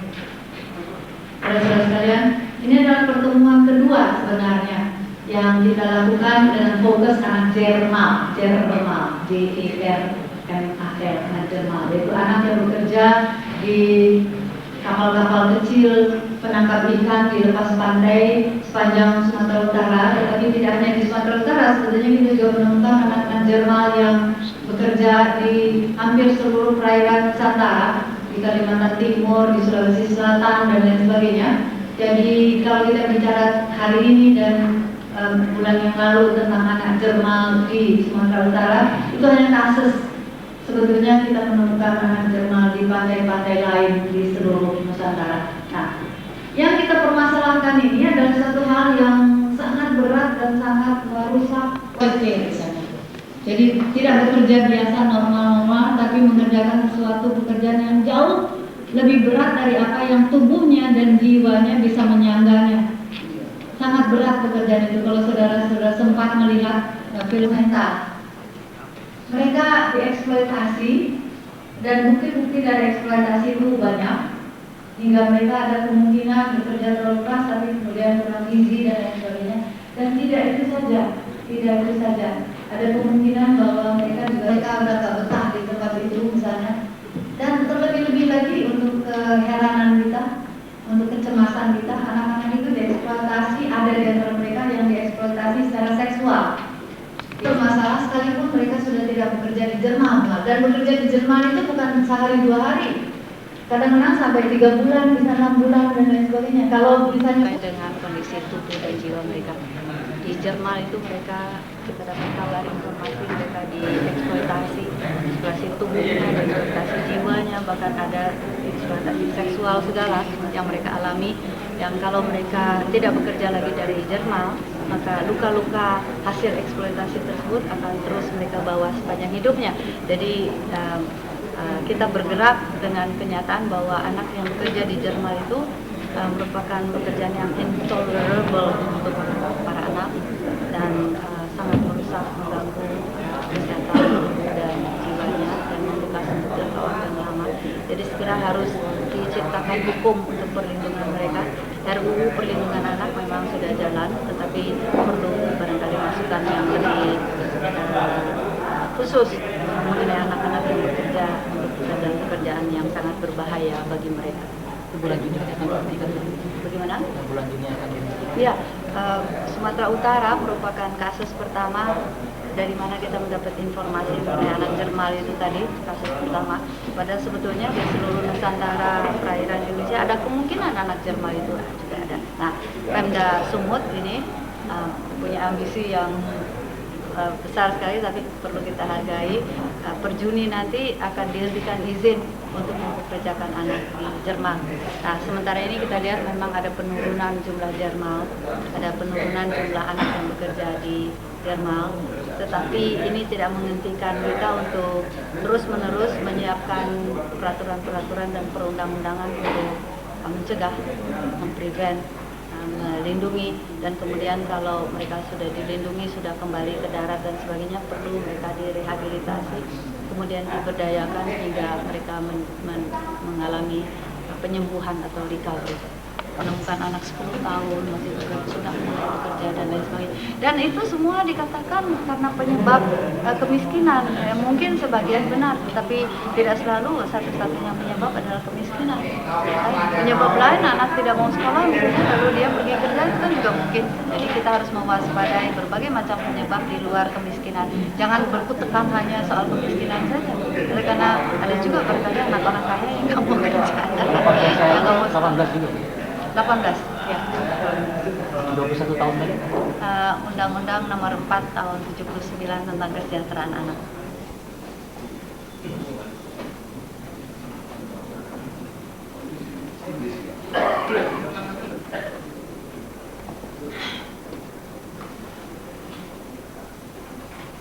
Pejabat Eselon 1, Staf Ahli Menteri Departemen Tenaga Kerja, tanggal 1 April 1999 dimulai, didahului oleh pembacaan surat keputusan Presiden Republik Indonesia oleh Biro Kepegawaian. Sebelum saya mengambil sumpah, saya ingin bertanya apakah saudara bersedia diambil sumpah menurut agama Islam? Bersedia. Selanjutnya, saya perlu mengingatkan bahwa sumpah yang akan saudara ucapkan ini mengandung tanggung jawab terhadap bangsa dan negara Republik Indonesia. Tanggung jawab memelihara dan menyelamatkan Pancasila dan Undang-Undang Dasar 1945, serta tanggung jawab terhadap kesejahteraan bangsa. Sumpah ini, di samping disaksikan oleh diri sendiri dan oleh semua yang hadir sekarang, juga yang penting sekali disadari bahwa sumpah ini disaksikan oleh Tuhan Yang Maha Esa dan dengan kemauan yang sungguh-sungguh. Sumpah ini adalah janji terhadap Tuhan dan manusia yang harus ditepati dengan segala keikhlasan dan kejujuran. Selanjutnya diharapkan agar saudara mengikuti dan menirukan kata-kata saya dengan hikmat. Demi Allah, saya bersumpah. Demi Allah, saya bersumpah Bahwa saya untuk diangkat pada jabatan ini, baik langsung maupun tidak langsung, dengan rupa atau dalih apapun juga, tidak memberi atau menyanggupi, akan memberi sesuatu kepada siapapun juga, bahwa saya akan setia dan taat kepada negara Republik Indonesia, bahwa saya akan memegang rahasia sesuatu yang menurut sifatnya atau menurut perintah harus saya rahasiakan, bahwa berupa apa saja dari siapapun juga mempunyai hal yang bersangkutan, bahwa dalam menjalankan jabatan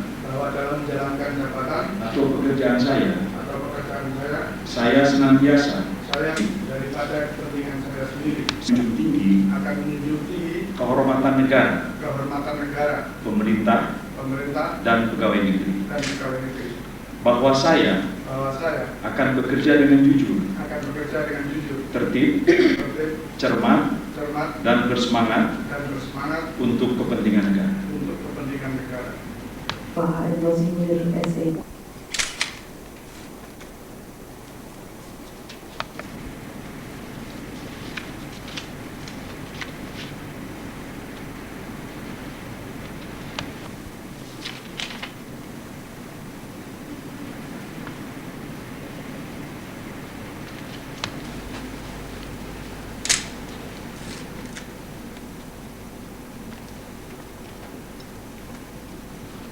Saya, Menteri Tenaga Kerja Republik Indonesia, dengan resmi melantik Saudara HM Rozi Munir SE, MSc, sebagai staf ahli Menteri Tenaga Kerja bidang kependudukan dan angkatan kerja 10 Maret tahun 1999, Indonesia, Fahmi. Hakikatnya, keangkatan seseorang dalam jabatan pada era reformasi ini mempunyai tugas berat karena tantangan tugas yang terus berkembang.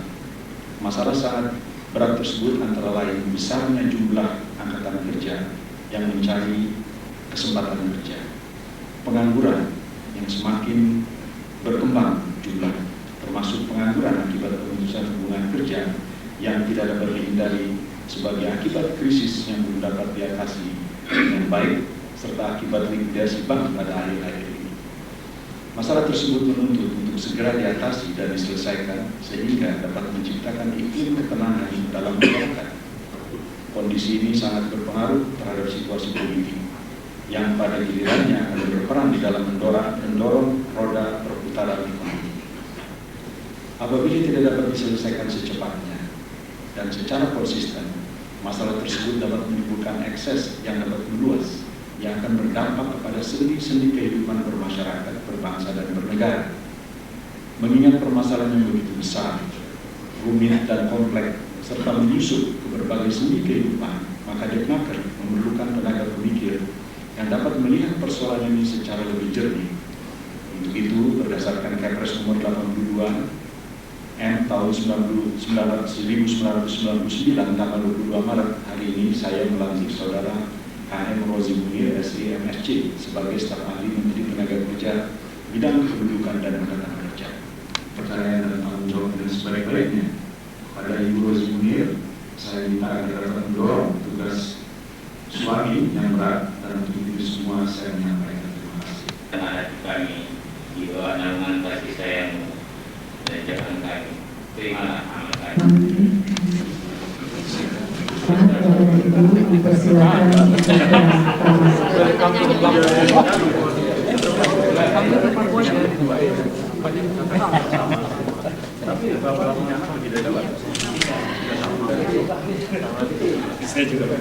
Selamat